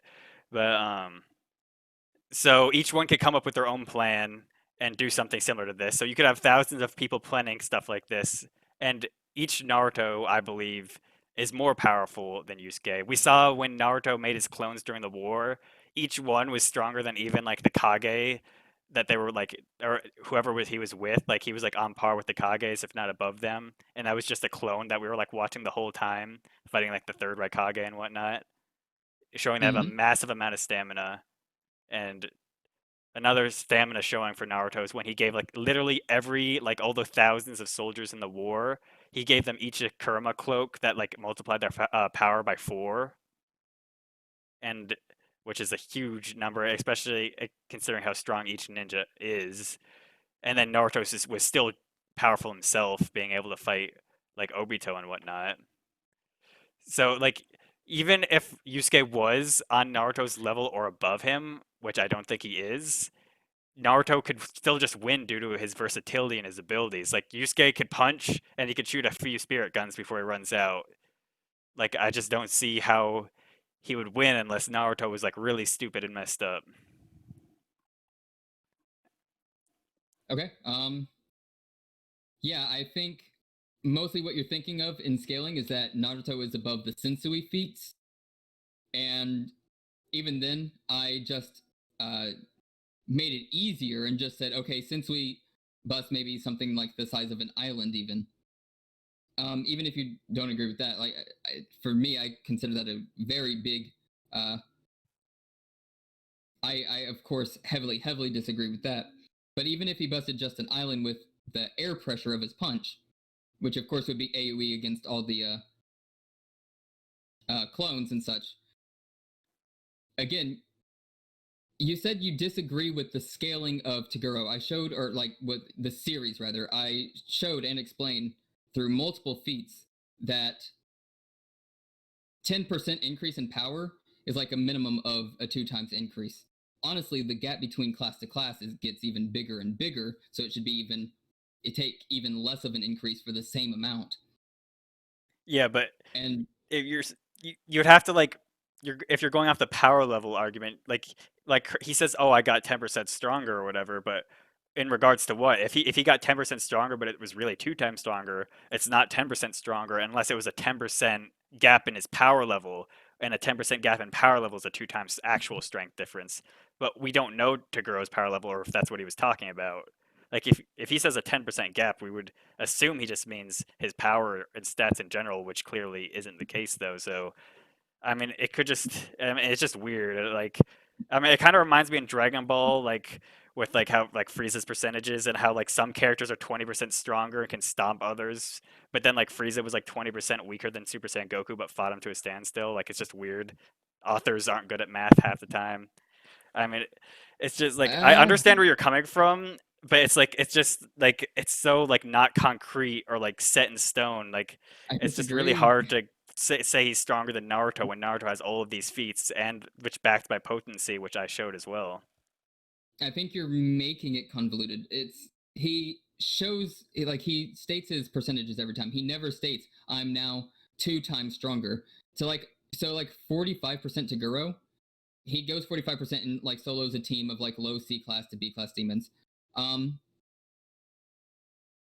to say like if you're talking about like a 2 times increase, you'd be expecting like 90% to Guro, and that's blatantly against like every feat shown. So it's obvious like the percentages in his power translate to large increases to stats, however you want to cut it. The percentages, though, are like we have measuring throughout Yu Yu Hakusho multiple times. When they measure like their PL. Uh, we know about their people giving their total power level. We also know for certain that him going up by percentages is a vast increase to total stats. Like again within a 10% increase to himself, his stats are at an incline of a minimum of 2 times increase. It's just hyper blatant to me. And then of course, even if you take Hokushin at the 36,000, say he was equal to Sensui, Yusuke scales to 500,000. And Yeah, I that's mean, not just the base multiplier, of course. This is why, and it makes sense. This is why they can aura vape each other, like without even trying, which is shown all throughout the whole series. Toguro goes from a B class to a B class to a B class to a B class as he keeps powering up. He finally gets 100% over 100%, and he's B class. And that's the gap of B class. That's just how big the gap is. An A class is even bigger gap. An S class is an even bigger gap than that. I mean, I didn't make this, but this shows it pretty well, in my opinion. Like, I don't know, you might have to click on it, but like you have the little white dot in the middle, and you have like that's supposed to be like Toguro. This is pretty accurate to get like a representation, like idea, and all of the feats support this, and the gap is just bigger and bigger and bigger to like not just multiplicative, but an exponential increase. Every feat supports it. hmm yeah, I There's understand, and I'm sure there is big gaps of power, but it's like you're going off of like it's like oh he's stronger and he's stronger than him and he's stronger than him. Like we can't like dial it down as like where exactly are they in power and while I have like concrete feats like it's more like it's not like your fault, it's kind of like it's just what we have to work with here and I just have way more to work with honestly. I got 170 chapters, baby. Um, no, but I still kind of disagree. I didn't show he's stronger than this guy. He's stronger than this guy. I showed 80% Toguro bodied Yusuke and was completely unharmed by his by his cuffed spirit gun that did X amount. Then Yusuke takes off his cuffs, and now his punches have more potency than the spirit gun he had, and is completely bodying Toguro. That's already an insane increase. given his spirit gun at a bare minimum is a 2x increase, now for his punches to be stronger than his spirit gun, he didn't go from I'm uncuffed, my spirit gun is 2x stronger than my spirit gun. He went from like my punches are stronger than my spirit gun. And 100% Toguro, like these are all direct. You can't possibly go against them feats where he blocks his punch with the thumb and yells away his spirit gun. Yada yada yada. That's not me going, he's stronger than this Well, demon. yeah, I agree. You proved that they got multiple times stronger from point A to point B in that specific case, but and then you can't you're trying to you can't Toguro's power, like trying to scale every character off of what Toguro said his percentage was is just really I think it's too much. Like you can't assume that much. I think it's safe to say, let's say if Sensui's around 20,000 and then Yusuke got to 500,000, I think it's safe to say I think it's fair to say, okay, so what is that, a little over 20 times, a little over 20 times stronger or something? 25 times. 25 times stronger. Okay, so and then if you said, okay, let's if we went with what I said, I think Beheaded Hill's size could be argued a lot of different places, but let's just say if we midballed it, I think is a midball at the island level. 25 times island level is still below. No. He did it with the air pressure of a punch, not okay, air pressure of a punch. 25 times island, and then you could whatever you want to multiply on top of that. You could maybe say, okay, continental level by the end of it or whatever, continental plus even. But I think I've already easily argued Naruto at that level, and then like I said, he has thousands of clones, better strategies, better stamina. Okay, let's just assume, for the sake of argument right now, that they're exactly the same strength. How would you argue Yusuke would win? Or do you think Yusuke has to win via stats? Yusuke's a brick. He has to win via stats. Okay, so yeah, it comes down to that scaling. Okay, so how do you think the fight would go exactly? Based on even using the again, just going off of how you're talking about with Beheaded Hill, it's not a 25 times increase as obviously I feel I've shown. That's them using their aura, and he can vape people that I think scale stronger than Naruto. He literally, I think the difference in Naruto to Yu Yu Hakusho in potency is immeasurably vast. To a degree that Yusuke could actually aura vape. I think that his potency is and durability is just so many magnitudes above with their direct and I feel very concrete scaling. Okay. So I guess we should go into our conclusions now, unless you have something else to add. Nope. Okay. So my conclusion is I think I showed Naruto was overall more powerful. He has more consistently high-end feats. I think especially the showing that he's more strong than someone who could slice the moon, and that wasn't even Toneri going all out. He could casually cut the moon. He could do it multiple times. And then there's also Madara, who used the jutsu that spread the tree across the entire planet, so you could argue planet surface level range of power. And the infinite Tsukiyomi, which also covered the planet with the Genjutsu. Kaguya's planet dimension thing, which Naruto arguably doesn't scale to, but he does scale above the Ten Tails, who has shown power of country level power with one Biju bomb, and he could shoot multiple of it. And Naruto scales above the Ten Tails full power, and it's while it's not potency, we saw his stamina was the chakra was almost comparable to the size of the planet visually to the sensory ninja team. So Naruto could be highballed to low end planet level if you really want to. And then plus he and Sasuke literally created a moon ripped out of a planet to seal Kaguya using the power Hagoromo gave them, and both of them together are supposed to be Hagoromo level because each gave him 50% of his power, so you could argue 50% moon level based off of that, which also kind of backs up him being stronger than a guy who could slice the moon in half while not even at full power. But even maximum low ball, you have him performing continental plus feats via scaling of attack potency. And then You have his speed, which I showed. He dodged Light Fang, which is stated in guidebooks to be light speed. He reacted to that moon slicing attack, which would be sub-relativistic, pretty easily. And he scales vastly above lightning speed.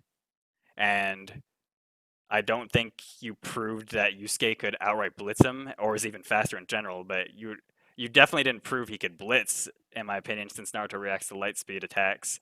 And you didn't even prove he was faster because the highest calc you gave was like Mach 2000, and that was using your beheaded hill size scaling, which I think is a big highball.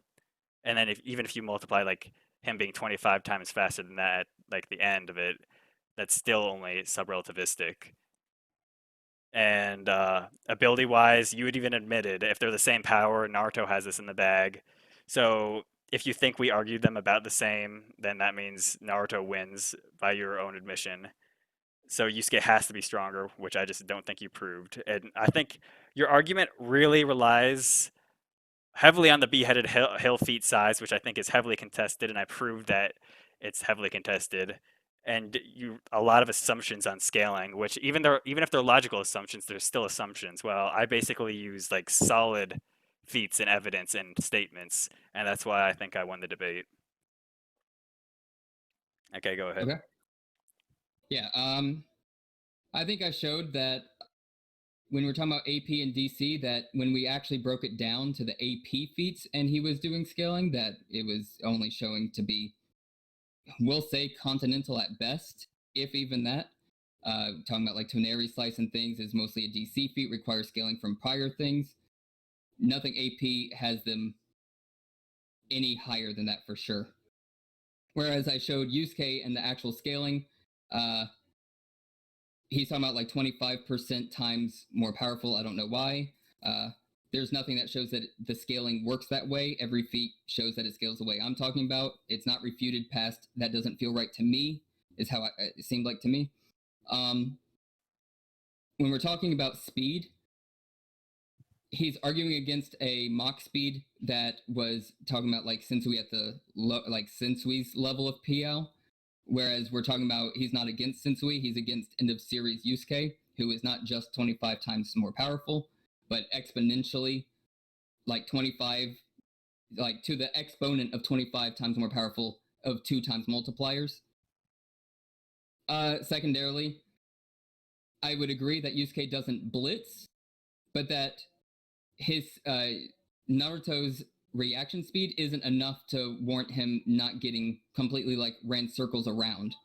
And that the travel speed means that even if he can react once, he has to turn repeatedly, but he's constantly being circled and being hit from different directions as Yusuke can actually move at the speeds that Naruto can merely react to, and that Naruto cannot run himself.